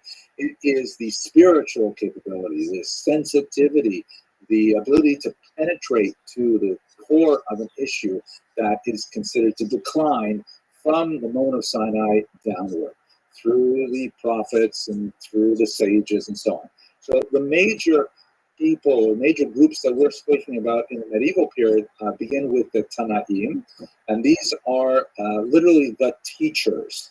They are associated with the Mishnah, And their activity is more or less from the year 200 before the Common Era to 200 of the Common Era. The following generation are called the Amoraim. Amora means literally the sayer. And what this refers to, or the speaker if you want, what this refers to is that this is already a term used in Babylonia in particular, where the vernacular was Aramaic and the texts of the Tanaim were in Hebrew. So you would have a teacher, a rabbi, who would give the lecture, and then a professional human microphone or loudspeaker would then repeat it in Aramaic translation so the population could understand it. And the sages of this generation, in humility, they refer to themselves simply as the repeaters, the speakers, the Amoraim. So these are the sages associated with the Talmud from about the year 200 of the Common Era to about the year 500 of the Common Era. An Amora may not override a Tana. An Amora does not have the same authority as a Tana because of the idea of the decline of the generations. However, if there are two Tanaim who disagree, and an Amora can bring support for his argument with another Amora by quoting one of those Tanaim, then the Amora has support for his argument. So they borrow from earlier times to prove later arguments. I know that's complicated, but we have to talk a lot more about Talmud to understand that. The next generation, there's some dispute over what exactly the Savolayim were, when they were, but they blend into the period of the Geonim, which we did speak about a little while ago. And these are the post-Talmudic authorities, primarily based in Mesopotamia, up until about the year 1000. And now we get to our protagonists, the Rishonim. They are called now the first ones. They're clearly not first when you consider them within the scope of the prior authorities, but they represent a distinct chunk of intellectuals who are writing particular kinds of things, roughly during the period 1000 to 1500. I've rounded these numbers off, obviously, but this is the era of the Rishonim. And what I'd like to do now is talk a little bit about what they did, why they deserve their own name, what makes them so special, and they are distinguished from the later authorities called the Acharonim, literally the after ones, or the later ones. The Acharonim definitely also have a very distinct style, very different from the Rishonim, and I'd like to spend more time about that, but God willing, when we get to the fall, we'll talk about the Acharonim. Note that they kind of stop at around the year 1900. I think it's because in the 20th century, although there's no real kind of dramatic break between the people who were writing in the 18th century, 19th century, but by the time you get to the 20th century, there's just people feel like, wow, I can't be an Acharon. You can't call me an Acharon like the Maharsha or like the Pisos or something like that. It's too much. So we'll come back to that. But at any rate, these are the sort of terms used for these big intellectual chunks of time and the sort of things that are happening in them. So let's understand what were the Rishonim up to. So they're involved in three main activities. They were largely commentators, counters, and codifiers. These three groups and these three types of activities were especially important for the Rishonim, and we'll understand them in turn here. So here's a beautiful picture, by the way. You're going to see it again in the next class, of an illuminated manuscript of the Guide for the Perplexed. You see there is Maimonides on the right, and he's wearing tefillin, and he's holding up an astrolabe, which is one of the key inventions of the era of the Rishonim, and Rishonim are often pictured holding on to them, their astronomical devices for navigation and things like that. And he's speaking to his students over there. And notice the artwork around the outside, which is absolutely fantastic. At any rate, commentators. So one of the most important figures, one of the people who is regarded as the Rabbi of all Israel, and in fact, the acronym of his name is Rashi. His name is actually Rabbi Shlomo ben Yitzchak, or Rabbi Shlomo Yitzchaki, Solomon, the son of Isaac. But it's also sometimes playfully translated as Rabban Shel Yisrael, the Rabbi of all Israel. And a brilliant figure we will have occasion to speak about next week when we come to the Crusades, who essentially embarked on a massive sweep of Jewish literature, a tour de force, providing very pithy, short, but incisive and deeply clarifying comments on the entire Torah, the entire Tanakh, the entire Talmud. Massive, massive amount of work that he actually repeated several times. He went through several editions. There are, unfortunately, a few lost tractates where either he did not complete it or we've lost it. But otherwise, we have this guide that takes you through all of the major texts of Judaism in the 11th century. And his style is absolutely enlightening. Children study it because it is so clear and gets to the point of the matter. Now, also, his clarity is, you see the art in it because he takes very complicated things and he edits them down to just 3 or 4 words quite often and just gets across the idea. One of the most important things that Rashi did is his commentary on the Torah itself, the first 5 books of Moses. And in fact, people say that the correct way to learn Torah is with 2 fingers, one finger following the Hebrew text, the other finger following Rashi's commentary. And in fact, in discussions with the Christian colleagues who are Bible scholars, I realize how deeply ingrained it is in Jewish study of the text to always be following along with a commentator, and there are several to choose from, obviously, but Rashi is clearly the king of these commentators. One of the major elements of his intellectual art was his awareness that a major desideratum was to bring the oral Torah, that is the Midrash, the Mishnah, some of the esoterica of what would later be called the Kabbalah, and bring that into the text itself through the commentary. So when you're learning the text of the Torah with Rashi's commentary, you see sometimes, really strange, difficult passages. Rashi will say, don't worry, the oral Torah addresses the questions that you're probably having, and he'll bring in these brilliant insights from the oral Torah. And so it really makes the study of the Torah with Rashi a complete, comprehensive study of the Torah as a whole. One of the interesting engines of Rashi research today is the perennial question, what's bothering Rashi? Like, why did Rashi choose to tell us this? And you figure out the question that Rashi must have had that drove him to give us the answer. And it's tremendously satisfying learning. So Rashi is one of many. He is definitely the king of the era, but he is one of the most important commentators who provide insight into these ancient texts and make them accessible for his generation and for the following millennium. He is as fresh today as he was in the 11th century. The second major group, which are less significant today in terms of people following in their footsteps. There are many people who are like writing commentaries upon commentators. Of course, there are super commentaries on Rashi to this day, but are the counters. In Hebrew, they're called the Monei HaMitzvot, the counters of the commandments. So based on a passage in the Talmud, a very well-known passage in which there's a description of 613 commandments in the Torah, the Rishonim began to say, okay, well, let's make a list.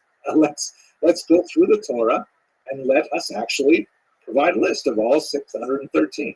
Of course, what happens is when you get multiple rabbis working on one problem, frequently you get multiple solutions, right? Like 2 Jews, 3 opinions. And in fact, they all have to come up with the number 613 because that's the number that the Talmud says is there. But then they disagree as to, no, you're counting something that's not a mitzvah. I don't count that mitzvah at all. And the other one says, no, you're counting 2 things as 2 separate mitzvot. They're really only 1 mitzvah.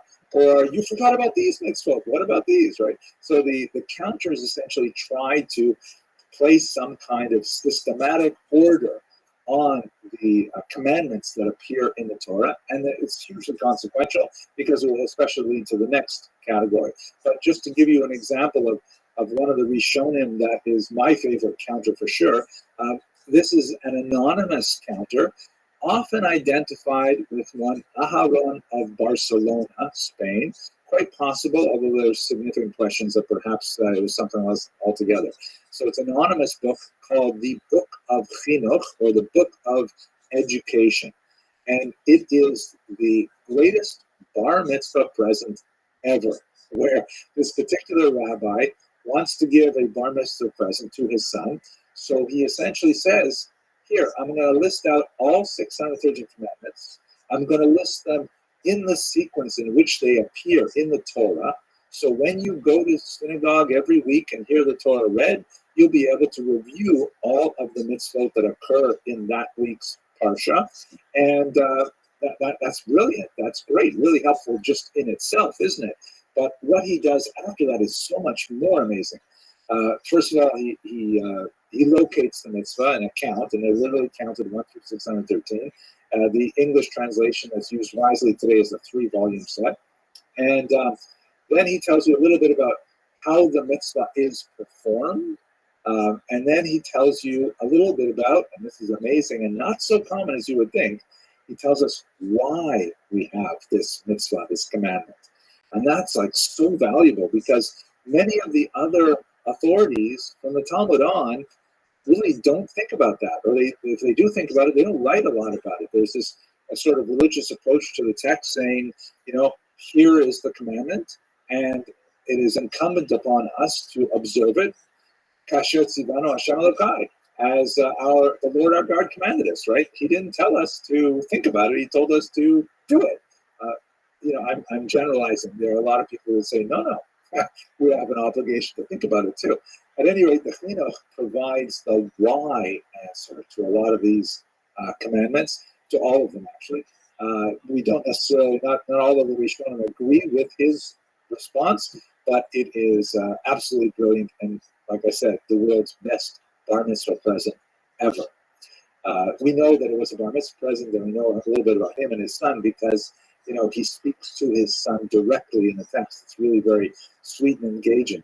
For example, that they were Levites, because he says, my son, pay attention to this mitzvah because you're a Levi and you're going to have to keep this particular mitzvah. Brilliant and highly enjoyable.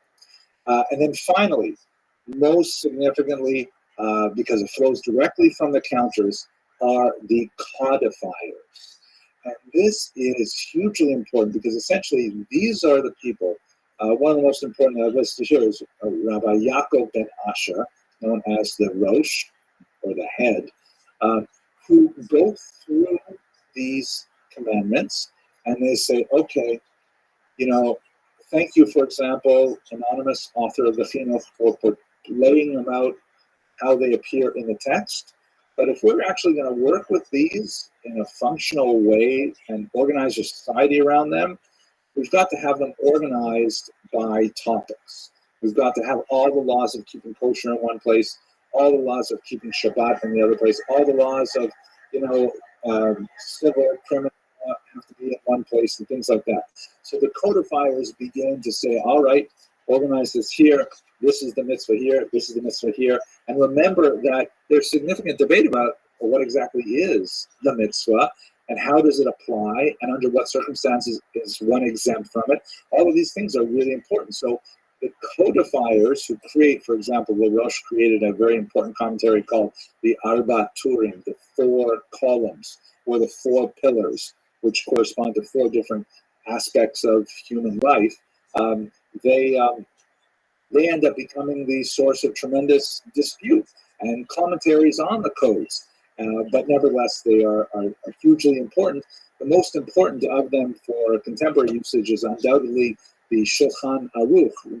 We'll speak about him, God willing, later on in this class as well. So these are the 3 main areas that give the Rishonim their distinctive sort of functions. They're really involved in these things, and with the limited exception of counters, all of the Acharonim afterwards are kind of following in their footsteps.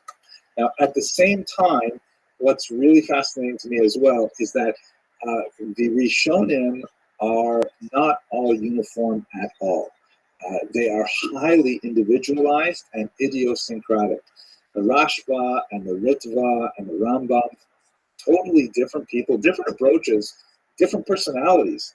And sometimes they pose questions and provide answers which are shockingly modern. And you say, like, what is going on here? Where did this idea come from? And how come I don't see it in the traditional codes and so on? So among those kind of outliers are brilliant figures like Rabbi Abraham Ibn Ezra, who was not only a commentator of note, he was also a tremendous poet in Arabic and in Hebrew, and a scientist. There was a crater on the moon named after him. He is the subject, by the way, of some poetry in the English language as well. Here he is holding up some astrolabe in his left hand and a compass in his right, which alludes to his kind of early scientific burgeoning curiosity. He lived a very poor, difficult life, traveled out of his poverty.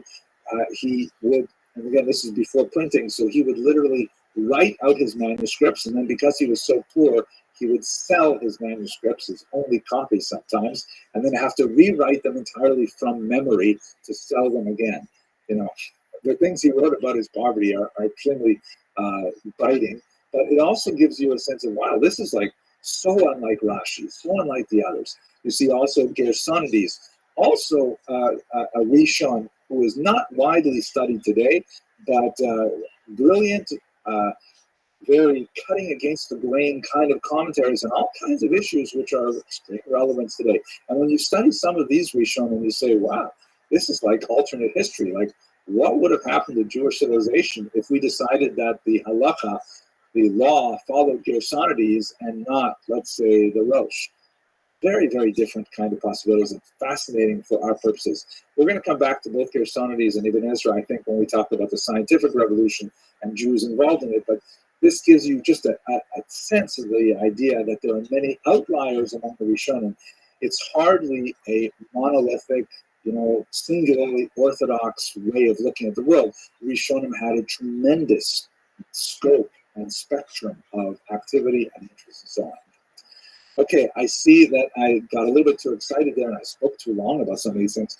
So let's look at Maimonides specifically. And he is really special because, among other things, he is the greatest of the outliers. I mean, he is so amazing unto himself as a scholar, as someone who is active in all of these areas and many more, but at the same time, he was the most vilified during his lifetime and especially shortly after his lifetime, so much so that Jews actually were responsible for burning Maimonides' books, if you can believe that. I'll get to that story.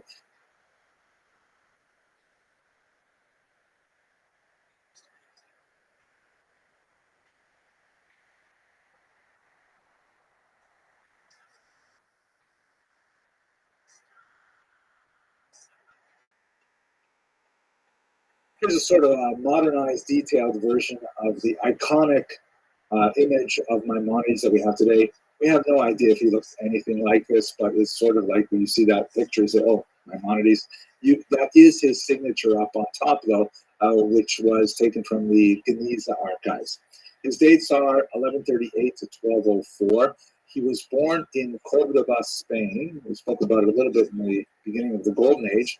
But he had to flee Spain as a youth because of the persecution of the North African Muslim tribes that came into the Iberian Peninsula and started demanding a much greater adherence to Muslim orthodoxy and wanted to put a stop to the excessive fraternization that they felt was going on between Jews and Muslims and Christians. So his family, which had been in Spain for generations, in his biography, he lists, I think, 10 generations of dayanim, of judges, of rabbis that preceded him, very illustrious family. The family had to flee Spain, and over the course of his teenage years, they made their way across the coast of North Africa from one place to another. Along the way from Spain to Egypt, where he ultimately settled, he received a significant secular education. He was especially trained in Tunis, where he learned to be a doctor. As we mentioned before, this is kind of like the go-to profession of a Jewish intellectual of the medieval period. It's a portable trade, it's a respectable trade, it's a well-remunerated trade, so therefore, Jews often chose this as their profession. Although he dedicated himself during these years of his youth exclusively to study. The mainstay of their family economically was his brother David, his older brother David, who was a merchant. Unfortunately, when he died in a shipwreck and lost all of their wealth as well, Maimonides had to go to work, and so he turned to trade as a physician, and he had to abandon his full-time study of Torah in order to do so to support the rest of his family. He is, in many ways, paradigmatic and at the same time exceptional. Paradigmatic in the sense that, as we discussed in the Golden Age of Spain, he is one of these really unusual people who is world famous for his secular activities, specifically as a medical doctor, and at the same time, he exerts a phenomenal light on all of Jewish intellectual history for the next 1,000 years. He is so incredibly powerful in both areas simultaneously. That's what makes him sort of like the ideal of the Spanish Golden Age. And that's why I think so many schools are named after him, because you want to tell your parent body that if you send your kid to our school, he's going to be like Maimonides, a great scholar of Torah and a great breadwinner in his secular field and so on. I think that's what kind of the image that they're trying to get across with that. But at the same time, he was exceptional because, as I mentioned, when we talked about the Rishonim, his opinion in halacha is frequently ignored by later commentators. I shouldn't say ignored. I should say it is overruled. They'll say, okay, Maimonides thinks this, but two other major figures, the Rif and the Rosh, they disagree with Maimonides, so we're going to go with majority rule, and Maimonides will lose out. He does things that, he approves of things that the rabbis later would disagree with. And so, although he has a phenomenal impact on Jewish history and Jewish thought, many of his ideas were outright rejected. Just to give you one interesting example, he felt very strongly, based on his long-standing experience in his family, that a person should not receive a check for serving as a rabbi. I know I'm going to get in trouble for saying this. Rabbis, if you're watching this, the Sephardic congregations sometimes continue this practice. It's much more exceptional in the Ashkenazic grain, and there are lots of ways to justify it. Like, for example, if a rabbi does not receive a paycheck, or also teachers, if you're going to teach Torah, you should not get paid to teach Torah. Wow, that would essentially sink the business model of so many Jews. That would be terrible. But there are lots of halakhic exceptions. The most important one being that if a rabbi does not have another source of wealth or income, then he would have to leave off being a rabbi in order to be, a plumber or an accountant or something like that. So there is kind of permission given to pay your rabbis and your teachers so that they are able to rabbi and to teach. But that's kind of an unpopular opinion that Maimonides pulls out of the Talmud and really emphasizes. By the way, I should mention that he is known popularly among Jews as Rambam, or the Rambam, which is an acronym of his name, Rabbi Moses ben Maimon. The Greek term Maimonides means son of Maimon. That would be his father. Okay, so he's paradigmatic for being kind of that Spanish Golden Age ideal, even though the bulk of his career was not in Spain.